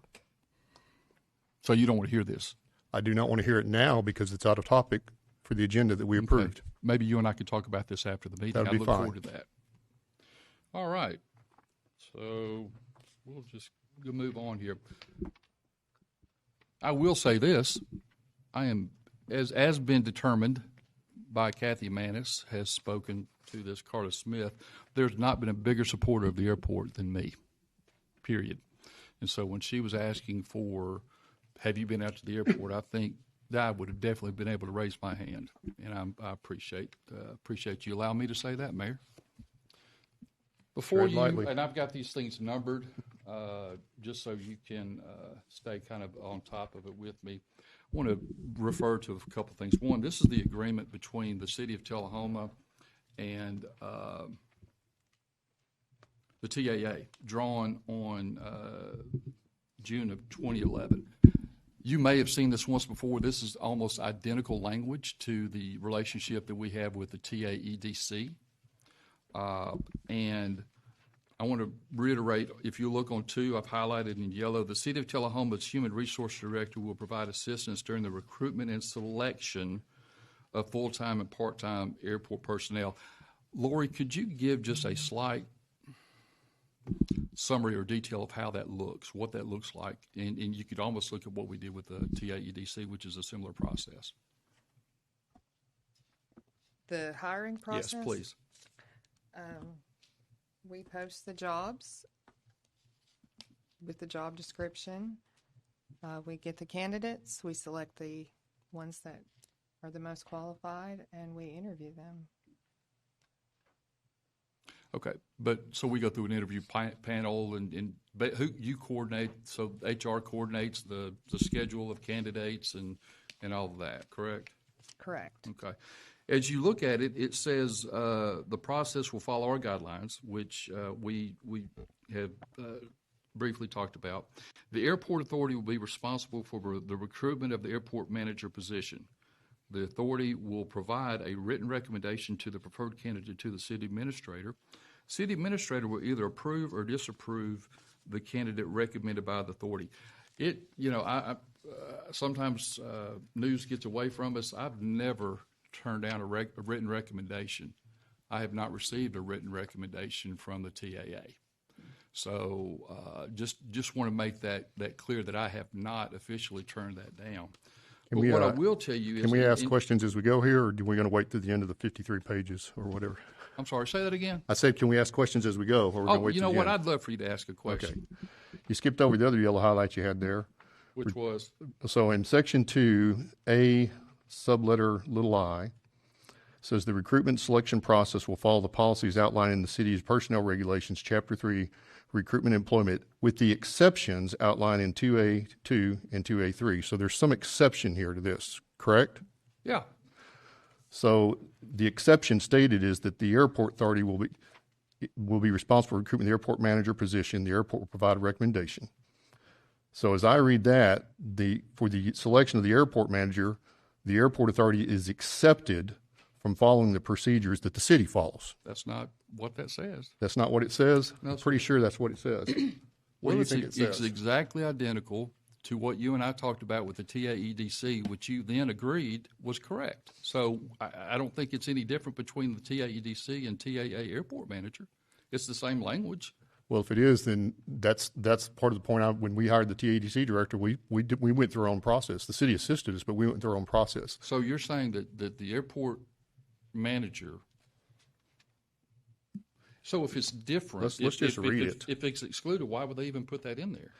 To exclude it, the retirement and selection process will follow the policies outlined in the city's personnel regulations, with the exceptions outlined in 2A. 2AII, the airport authority will be, that's an exclusion from the regular policy. Correct. Yeah. Then it says the city manager will either approve or disapprove the candidate recommended by the authority. Yeah. Well, I got no issue with that. But you were asking how the procedure goes and asking Ms. Lori here to explain the city hiring procedure. And the city hiring procedure is excluded as I read it. What do our attorneys say about that? Yeah, Mayor, I think you're absolutely correct. I mean, it says follow the policies and procedures except 2AI. You look at 2AI, it says the airport authority is responsible for recruitment of the airport manager position. Then it says, and this is the part I think everyone's skipping over, the authority will provide a written recommendation of their candidate to the city administrator. As Mr. Quick noted, they have not done that. So this board is without authority right now to be really denying, telling them ahead of time that they're going to deny their candidate, or looking through their applications and telling them who they have to choose from. They have the authority. I'm still talking. They have the authority to pick who they want as the airport authority. And then they give us, Mr. Quick, the city administrator, a written recommendation of who they choose. Then Mr. Quick gets to approve or deny their candidate and present it to the board, who then gets to vote on it. That's exactly what I just said. So no, you have Lori talk about the procedures which do not apply. If you'll go through here, hold on. Let me. The procedures do not apply to the airport manager, the recruitment of the airport manager position, because they told us exactly how it's going to work in the agreement that we entered into with the airport. I agree with that. So what did you ask about That's 100% correct. I've tried to figure out where we're not seeing the same thing. So you would agree. So you would agree then that the airport authority would not be bound by the city's rules for interviewing and providing job descriptions. Say that again. You would agree that the airport authority in hiring the manager is not bound by the city's interview policies or requirements for, well, that's the disagreement. Why don't we keep going through this, and I think it'll start making sense to you. It'll fill in some blanks. Trust me, Mr. Quick, it makes perfect sense. But with that stated, there are basic things that applications to avoid people bringing legal suit to us, that they would have to follow certain guidelines to select candidates based on the qualifications, correct? But that's their policy. The airport authority is a separate corporate entity. But when they get sued because of saying no to this person and saying yes to this person, when they're equal. But you're assuming, and one could be, so if they get sued, who does that fall on? Who pays that? So you're assuming that the airport authority is not able to make good decisions, and that the city is, and we should implement that on it. I'm just saying, but that all of this is assuming that when the airport authority is selecting positions, that they're doing it, observing a legal way of doing it. I don't know about assumptions, but I know here it says that they're not bound by our rules for hiring the airport manager. But it would still mean they're bound by state and federal law. Right. and somebody needs to make sure that they are. And to answer your question, if they get sued, yeah, we're going to pay for it just like we pay for the fuel spill. Ms. Hoskins. Well, the check on that is written into the agreement. That's why the board ultimately gets to vote on their candidate. That's why there's a process. They don't get to just pick.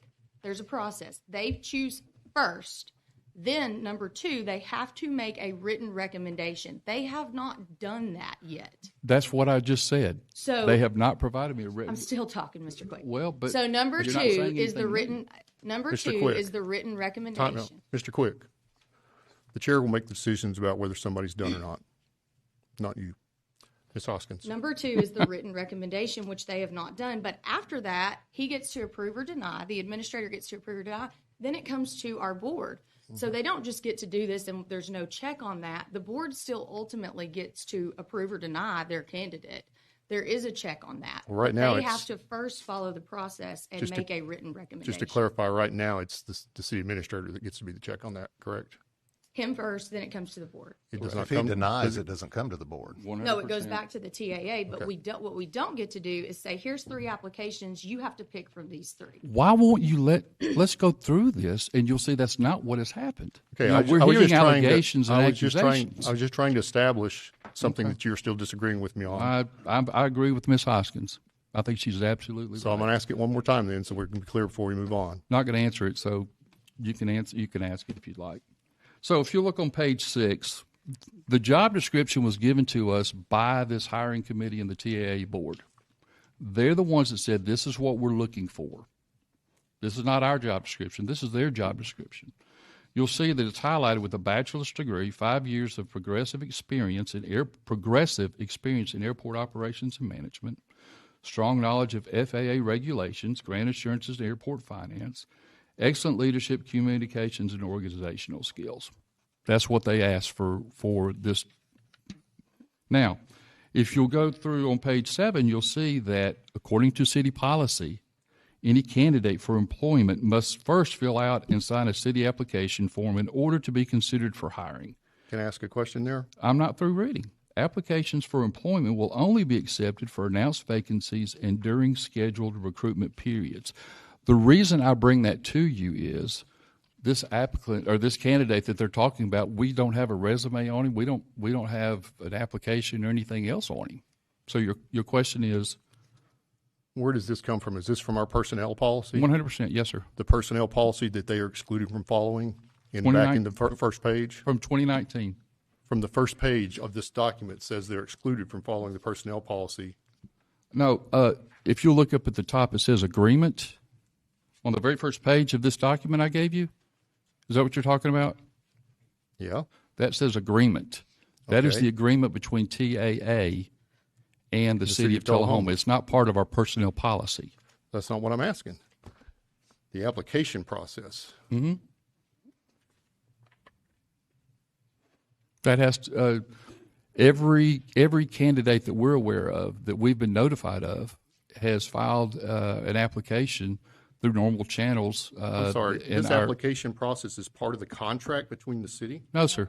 No, this is again, this is city policy. So this is city policy. Correct. Okay. So if you go to page 8, you're just you'll see bulldoze over rejection me. of applicants. Sir, suspend your comments, and I've got a question. This says that the recruitment will follow the city policy except for the airport manager. So why are you quoting the airport policy to us? That's not the airport policy. Why are you? This is the city policy. Why are you quoting the city policy to us when they are accepted from that for the airport manager hire? Help me understand something. And I didn't bring the TAEDC agreement with me. We're not talking about the TAEDC It's the same agreement It is that you not agreed same. to. I've got emails that basically it was explained to you and you finally agreed that, yeah, you know what, you're right, that's the way things work. So I'm trying to figure out what the difference is. It's a different position, but it's the same agreement. Mr. Worsham's the one that drafted it and they signed it. Maybe he could explain, is there a difference? Yes, there's a difference. But there's a difference. I've seen the TEADC agreement. They're not the same. Maybe some of the language might be similar, but they are not the same agreement. And you're right, the city policy that he's referencing does not apply to the airport manager position because the contract specifically excludes it. So, wow. So does the TAEDC one. That has nothing to do with what we're talking Okay, so we're selectively going to enforce. All right, so rejection of applicants. You know what? I spent a lot of time on this report. TADC is irrelevant to the airport. The agreement we are talking about is sitting right here in front of us in black and white. Yeah, sure. So since you can't apparently win your argument with that, you're going to talk about another thing? Let's stick to the document that's in front of us. Okay, and so we are on page 8. Rejection of applicants talks about if they don't have the established qualifications, all right?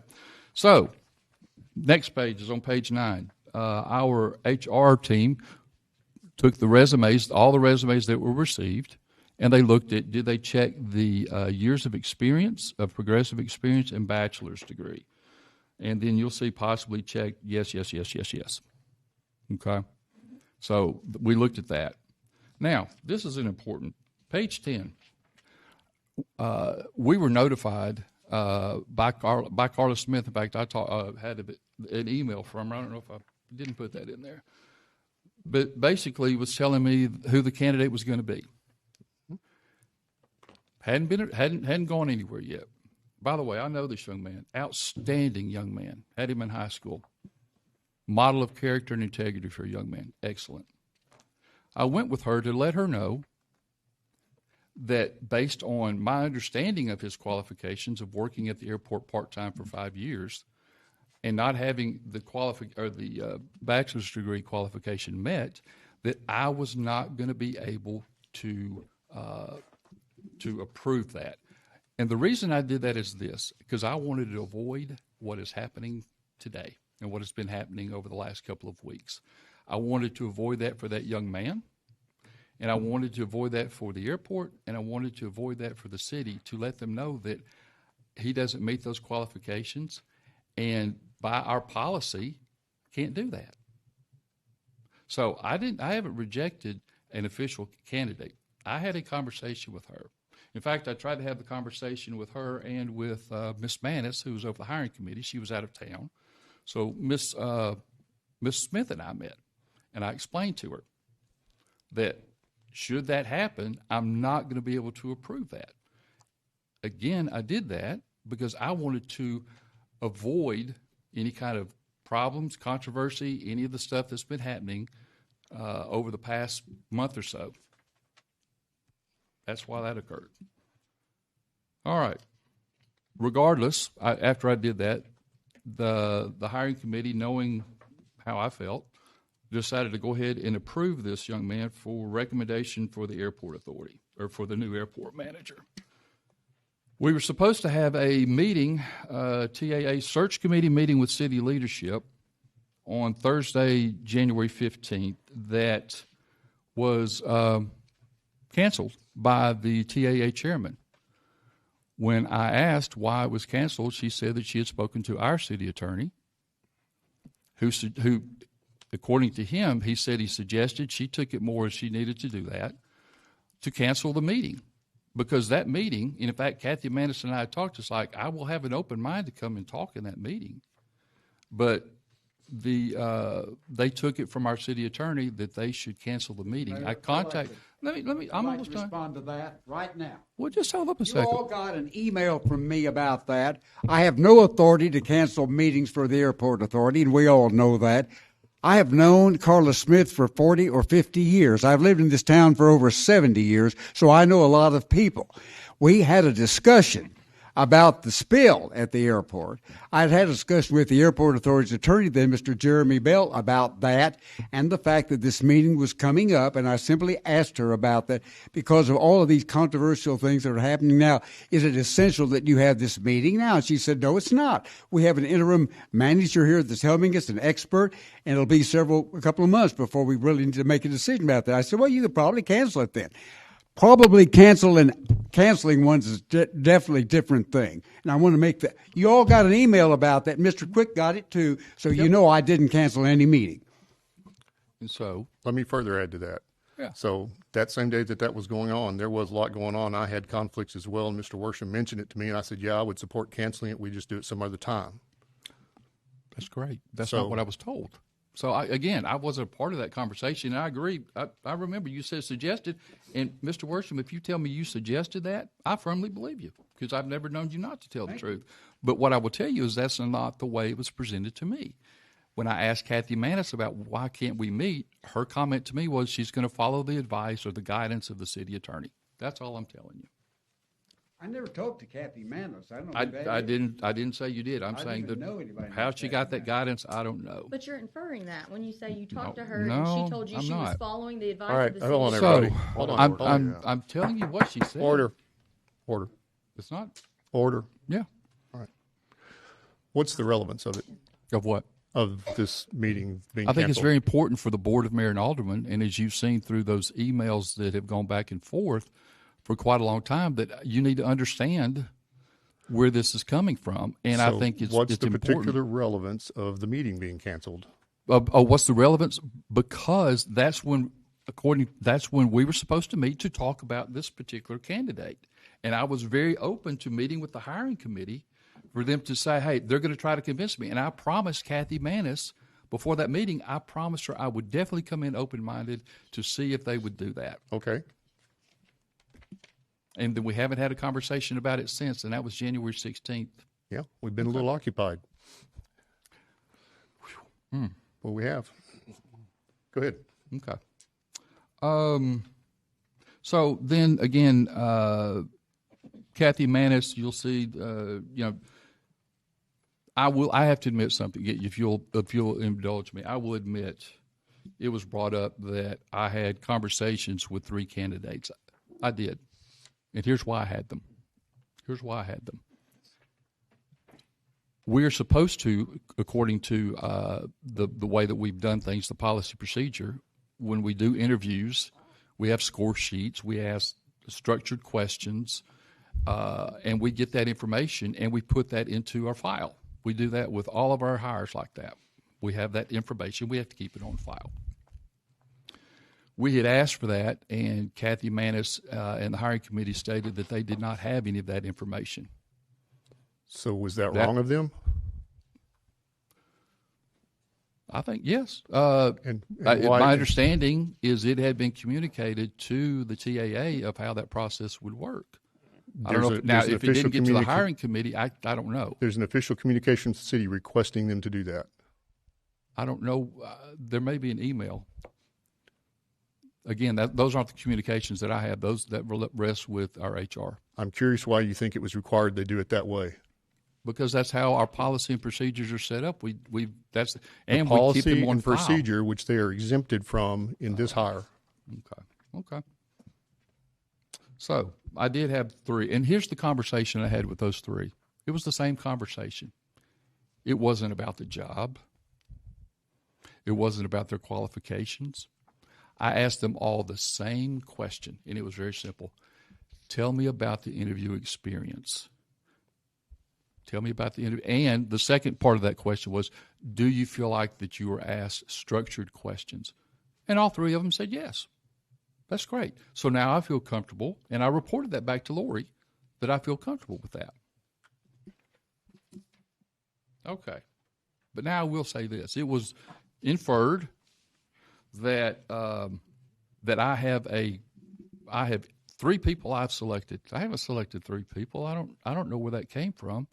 Now, the 3 emails the 3 that I attached to an email earlier were examples of people that had met those qualifications quite well, that I thought may consider consideration, along with the others that are on the spreadsheet that have been provided. Have I chosen anybody? No. But it was suggested that I had already started backroom dealing, and I will admit to you. I will admit to you that I did have a conversation with one of those 3 people talking about a job offer.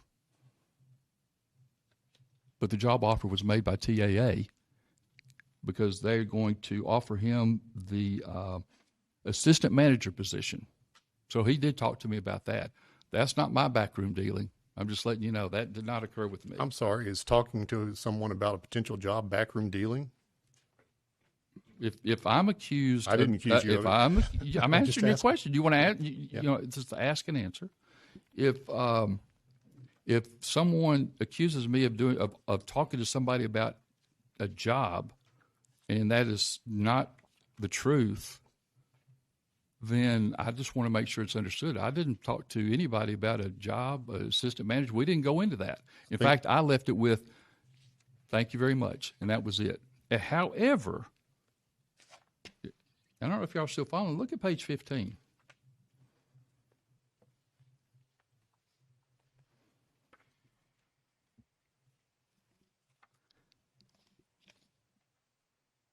You might want to read what's in yellow, because that is a concern.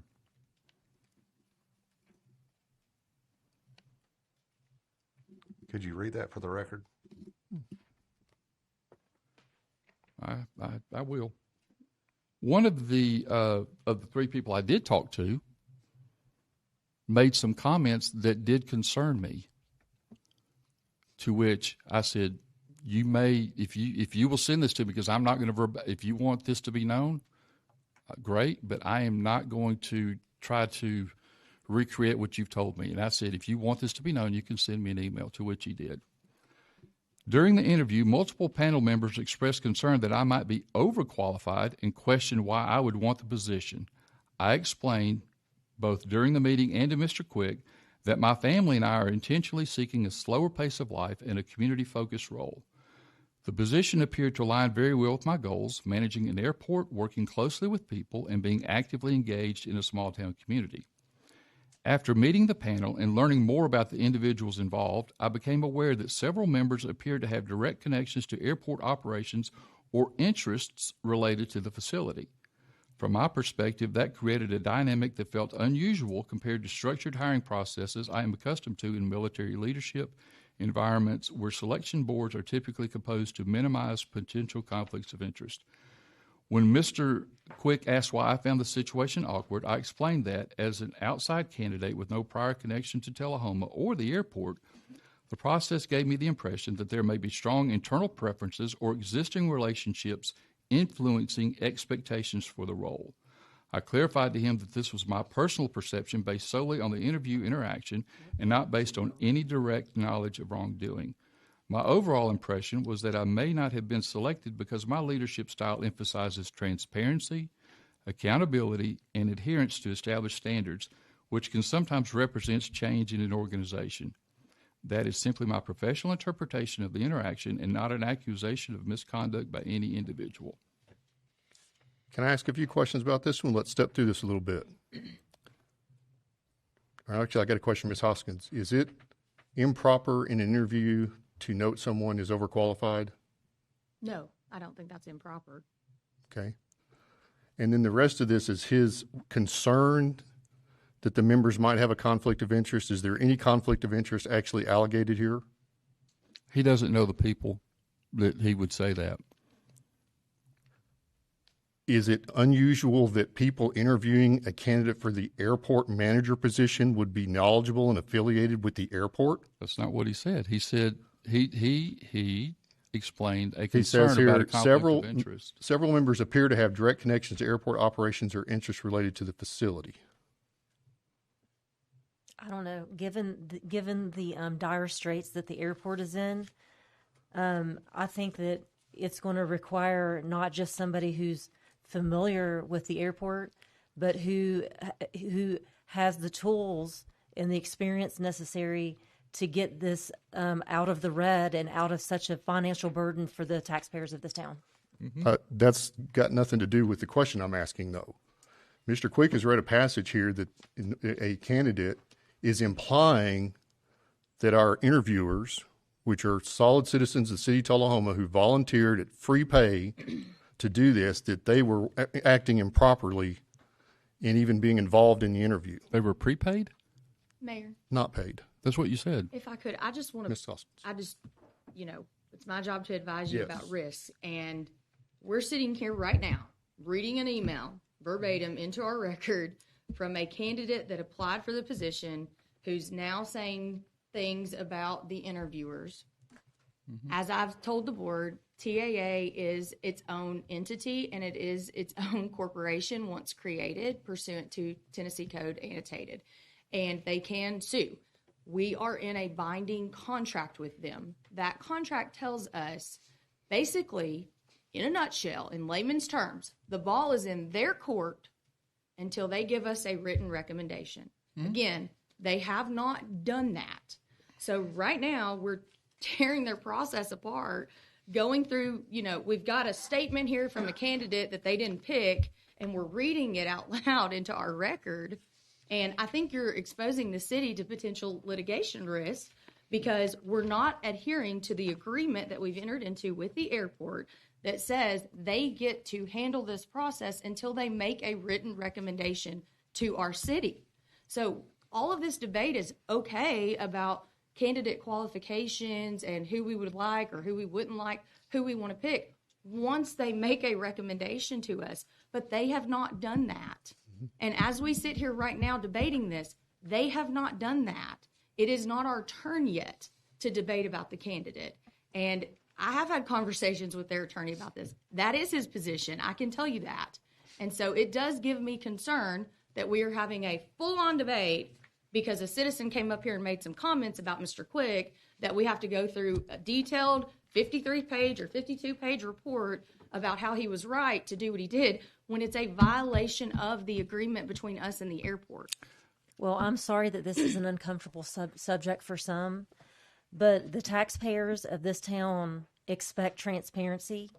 And I, for one, think that this is the place that things need to be discussed. I agree with you, Ms. Wilson, when it's our turn. But until we receive a written recommendation from the TAA, we are without authority to tell them who their candidate should or should not be, or to pick apart their interview process, especially when we were not a part of that. That is what you're doing, Mr. Quick, and it does expose us to litigation. I am sharing the information that the board has asked. Mr. Quick, continue. Thank you. So, I'm going to look here and try to pick out things where nobody's going to have a problem with it, but I don't know if that's possible.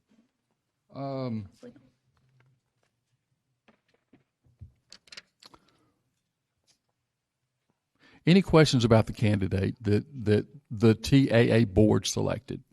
No. Okay. Hasn't come to us yet. They have, again, for clarity, they voted on a candidate. They still have to, pursuant to the agreement, they still have to make a written recommendation. Presumptively, because they were notified that he wasn't going to be approved, they have elected not to make a written recommendation to us yet. So it is not our turn yet to be debating candidates. I think all of this argument is fine when it is our turn, and it is important. But we're violating this agreement right now because we agreed to this process when we entered into this agreement, and we're not following it. Well, I guess the thing that gives me pause is that right now we are paying a lot of money for an interim airport manager. And if they clearly have, and it looks like that they have selected a candidate, they need to put it forward. They need to put that person forward and get on with it. You know, why are we dragging this out, or why is this being drug out for so long? Well, Ms. Wilson, they were told he wasn't going to be approved, and they do have the authority to vote again on who they want to recommend and recommend someone different if they want to do that. And we're skipping them in going ahead and debating the candidates that they've already interviewed by saying this one's right or this one's wrong or this one doesn't meet qualifications and this one does. They can re-vote again on whoever they want to recommend, but then we have to receive a written recommendation from them. And then we get, once it's approved, the board can debate about whether or not that candidate should be approved. That's why I think the contract was written the way it was, so that you guys do have the ultimate decision here. Mm-hmm. But we're not there yet. And we're skipping this process, which is a violation of the agreement, and they are a entity that can sue us. I think it's been Mr. Quick. Yes, sir. Go ahead. I'm sorry.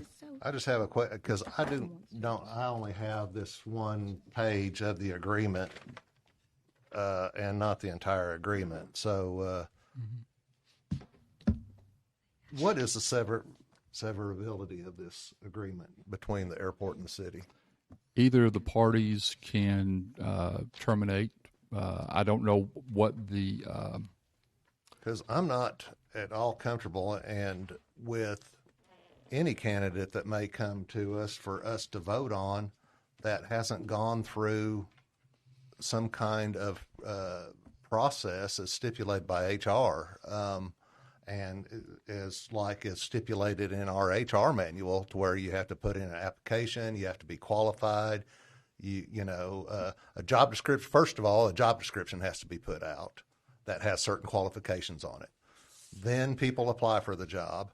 Somebody calls them out to see who was qualified based on the job description. Then interviews are scheduled. That is a legitimate process. That is recognized in the courts or whatever, and that is a HR process that you go through. Now, if I don't feel comfortable if any candidate comes to us and that it hasn't gone through some kind of process like that. So if we entered into an agreement to where we just left it open and let a third party just use any kind of process in bringing forward a candidate, I don't think that it's good for the city.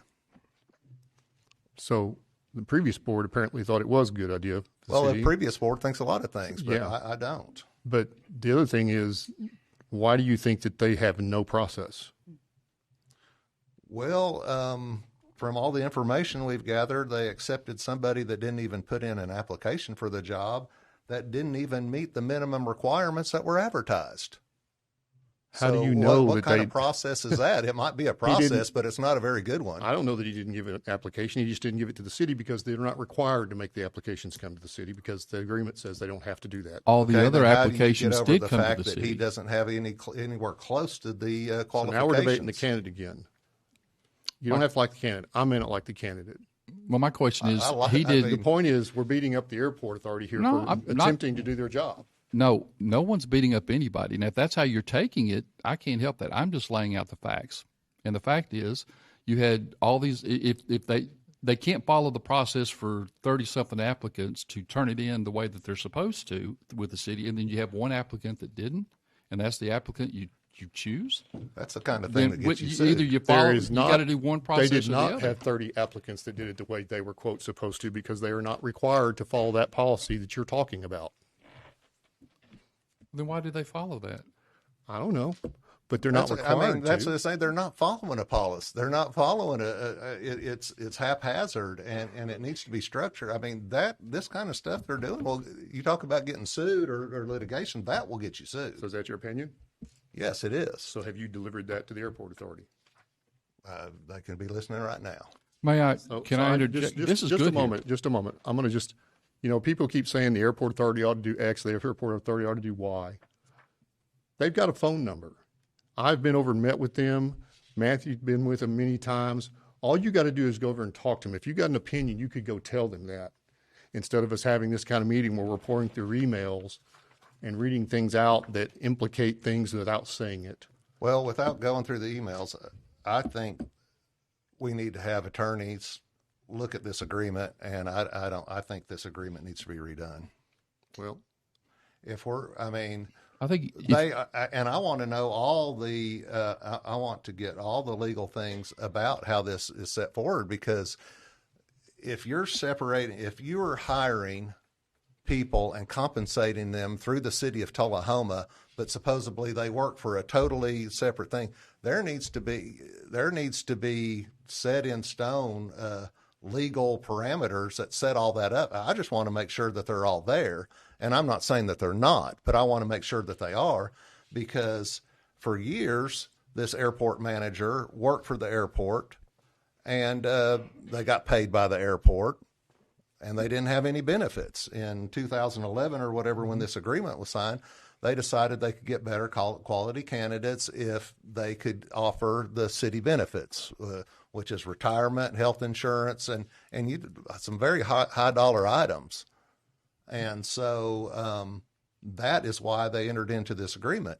But when we did that, then that makes them a quasi-city employee. So are they a city employee or are they an airport employee? The other night, Ms. Hoskins said the fuel spill was caused by a city employee, but it was an airport employee. So, you can't have it one way or the other. You have to that's why we need to make sure this agreement protects it. I'm not doing this to be mean or to be contrary or anything else. I want what's going to be protect the city of Tullahoma to the best standard that we can and protect the airport authority. I think it's a good thing that we have this agreement, that we move forward, that the airport employees could get city benefits, but it needs to be done so in a manner that is spelled out to where we all know when they're a city employee or when they're an airport employee. Ms. Hoskins, can you comment on whether the contract specifies those things? Well, I would say it's a city employee. I'm not changing what I said before. It was a Well, city if a city employee. He works employee, it for the needs to airport. go through the city process. No, he works for the airport. That employee has to go through the city process. You're absolutely right. The airport manager, pursuant to this contract, does not. There's a difference in, somebody who's just hired to work at the airport and the person who is running, the airport manager who is in charge of the airport. Who does the person answer to? He answers to the airport man. So That's right. That's what I'm saying. You're getting into a whole conflated reporting.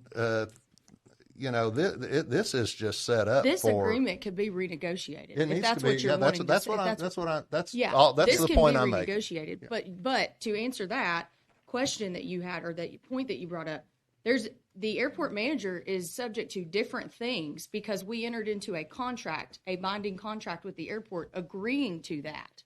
The other employees that they hire are subject to our regular, just as this says, recruitment and selection process will follow the policies outlined in the city's personnel regulations for recruitment and employment, with the exception of the manager.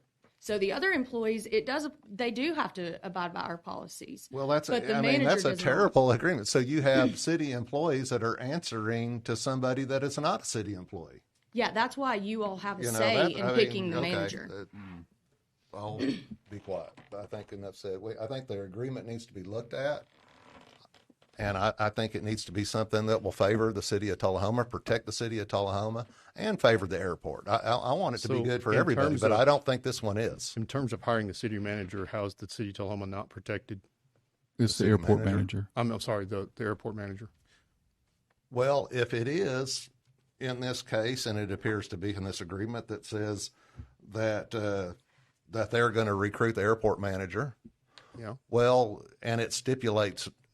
And they could do it outside of all the city parameters that we use that are usually recognized in HR practices. Then and they're going outside of and just doing whatever they want. Then I think we and if the airport gets sued, who's going to pay for it? We're going to pay for it. We just like we paid for the fuel spill. So there may be things we want to do along that line, but the other thing that's trying to do is protect somewhat the separation of the authority of the airport authority from the city by giving them the employee that manages the airport, and that person answers to them and not to us. So, and that's very common for these kind of small boards, airport authorities, industrial boards. Both the TADC board and the industrial board of Coffee County are set up to be employees of the county or employees of the city, but their manager answers directly to the board to provide some separation of authority and separation of powers. So I'm not opposed to having some changes, but I don't want to see the city try to run everything at the airport. I don't think I don't think we should be running everything at the airport at this juncture, but I think there ought to be generally accepted principles of HR or accounting or whatever that they ought to have to do. I don't think they could just select whatever processes they want to use. They have to be something that meets some kind of standards. And from what I've seen, these don't meet any kind of standards. I don't think that's quite correct. But so if you look at page 21, and we won't go through it, I contacted MTAS again. And for those of you not familiar with MTAS, they are sponsored by the University of Tennessee. They provide HR consulting services, IT consulting services, legal services, you name it, they do it. And they do it for every single city, municipality in the state of Tennessee. I asked John Grubbs, there was a concern that we had. It was asked of our HR officer, we should go back and redo the qualifications on the job description so it would kind of fit their candidate. I asked him what that would look like from a risk and exposure standpoint, and that's what you'll see on pages 21, 22, and 23. I won't read through it, but basically he stated that the city would be definitely looking at some major risks for age discrimination, process, you didn't follow your process. There was like 3 or 4 things I think that he put in there. They didn't follow our process, but they're not required to. The comments about the age discrimination, all those are valid, but that's state and federal law. I mean, there's things that go beyond the city.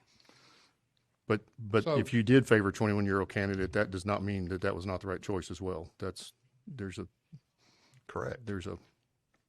discretion there. Yeah, if they meet the basic job description. If they meet the job description.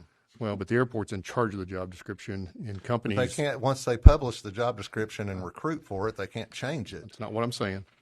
I'm just saying companies, I mean, I don't know if we've ever hired a candidate that met the entire job description in my business, because it's awful hard to find those people, and occasionally you run across someone you think that's the right person, even if they don't totally meet the job description, and I think that there's discretion for that. So I'll tell you what I'm going to do. Well, that's awful deep discretion. I'm going to go real fast through the rest of this because I know we're all ready to go home. Yeah. Page 31, I've just shared with you concerns that were expressed to me, and I think others, that the TAA chairman was asking how would she go about dissolving the board herself, and that was back on January 2nd. Being frustrated, wanting to resign. The rest of it you can read. If you have questions on why it's there, let me know. I have a question. Yeah. Why did you not print the other email she sent where she said she no longer felt that way? I don't know if I got that one, did I? Maybe you should ask next time. She has since stated clearly, I think she stated it publicly at least once, that she was frustrated when she wrote that email, and after the discussions that we've had and the meetings that we've had, the airport spill meeting that we had, she no longer feels that way.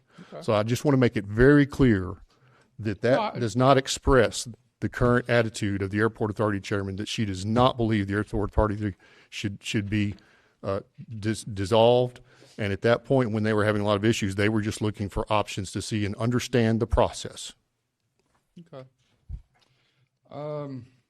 Mayor, if I could. Yes, ma'am. I just want to tell the board again that we cannot dissolve the TAA. I don't know if that's even, the board is even still considering that. But we can through a private act. There's state law no, you can't. There's state law that says when you create an airport authority under Chapter 3, which our airport is a Chapter 3 airport, when you create that under a Tennessee Code Annotated statute, it becomes its own separate entity, and it is treated as a corporation. I sent the board my research on that, and maybe you can ask the FAA attorney his opinion, but it is treated as a separate corporation that cannot be dissolved by the board that created it. It is a corporation, and in fact, the only way that an airport can be dissolved, a Chapter 3 airport, is if it has no outstanding debt and no grants, which the case law says is almost never. It would have to be an airport that's not running or not operating in order for you to be able to do that. So our board does not have the authority to legally dissolve the TAA. Does not have the authority pursuant to state law, and if it did dissolve, and if it did dissolve the TAA, we would certainly be subject to legal exposure at that point. I think we're subject now. Page 45 on 40. You know what? If you want to know about 45, I hope you'll call me because it's very dangerous, and I need you to if you're a board member, if you'd like to know, I'll tell you more about that. But I do think it's something, and this is not breaking any kind of confidentiality. But we keep hearing things are running better, things are going great over there, and I hope they are. There's nobody that wants that airport to succeed more than me. I just think that maybe we're all having a difference of opinion on what that looks like as far as how to get there. I think we all want to get there. But we had a $50,000 error that occurred earlier this month. where we had, my understanding is, we had the U.S. Army credit card. They came in, we went to put in the fuel. They got 100 gallons, but instead of putting in $5.07, I think we put in $507. And it wound up creating a $53,000 charge that was not caught until it got to our office on February 17th, to where we had to go back and explain. And I think the questions that we have, or the concerns we have, is, are there no internal controls that would keep that from happening? So if you want to know any more about the report, if you're a Board of Mayor and Alderman member, if you want to call me, if you have questions, you've got your copy, please let me know. Mr. Mayor, I'd like to make something. Yes, sir. Mr. Worsham.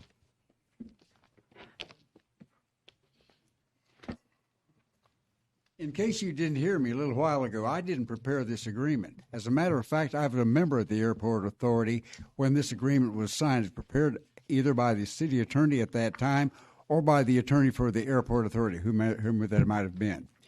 The only reason why this ever arose is because at that time the Airport Authority had some valued employees who had been there a long time that we thought were doing a very, very good job. And we felt that we were not financially capable of providing the protection that they need and the advantages they need that the city employees would have. So this agreement was entered into with the purpose of giving them that protection and the advantages of being a city employee. The purpose was not for the city to manage the airport. The manager selected by the Airport Authority was to do that. Only provide them with those benefits is why we did that. Things have changed. That was 15 years ago. A lot of things have changed since then. At that time, as you know, the airport was running very well. We had just in the process, we just completed a very nice new terminal that a lot of people in this town contributed to in order to build that, and that's why we did that. Now we're picking apart an agreement. We've got this 53-page dissertation about it that I wasn't prepared to comment on, so I just got it tonight. Now, y'all are perhaps far more able to digest 53 pages of information quickly, but I haven't looked at it at all. We've just glanced at the little things that Mr. Quicks picked out. I want to point out to you again that the purpose of this was, again, just to provide benefits for the employees of the airport, not to micromanage it. I want to make a closing statement, just that several small things. First of all, some of the issues that have occurred at the airport, I just want to point out, were discovered by members of the Airport Authority, and they have been working on fixing it ever since. Most of the things that have been identified, whether they be safety things, security things, are all things that, in my opinion, are completely fixable. I made this statement in the last meeting, that many of these things are just setting up proper checks and bounds, especially on safety issues, making sure that audits get reported out to the Airport Authority. We need to probably have some adjustments to training and things on the Airport Authority. But my experience is that most of the people at the airport value the airport, and they believe it can be made better, and they just want to sit down and talk about how to get that done. And that's what I want as well.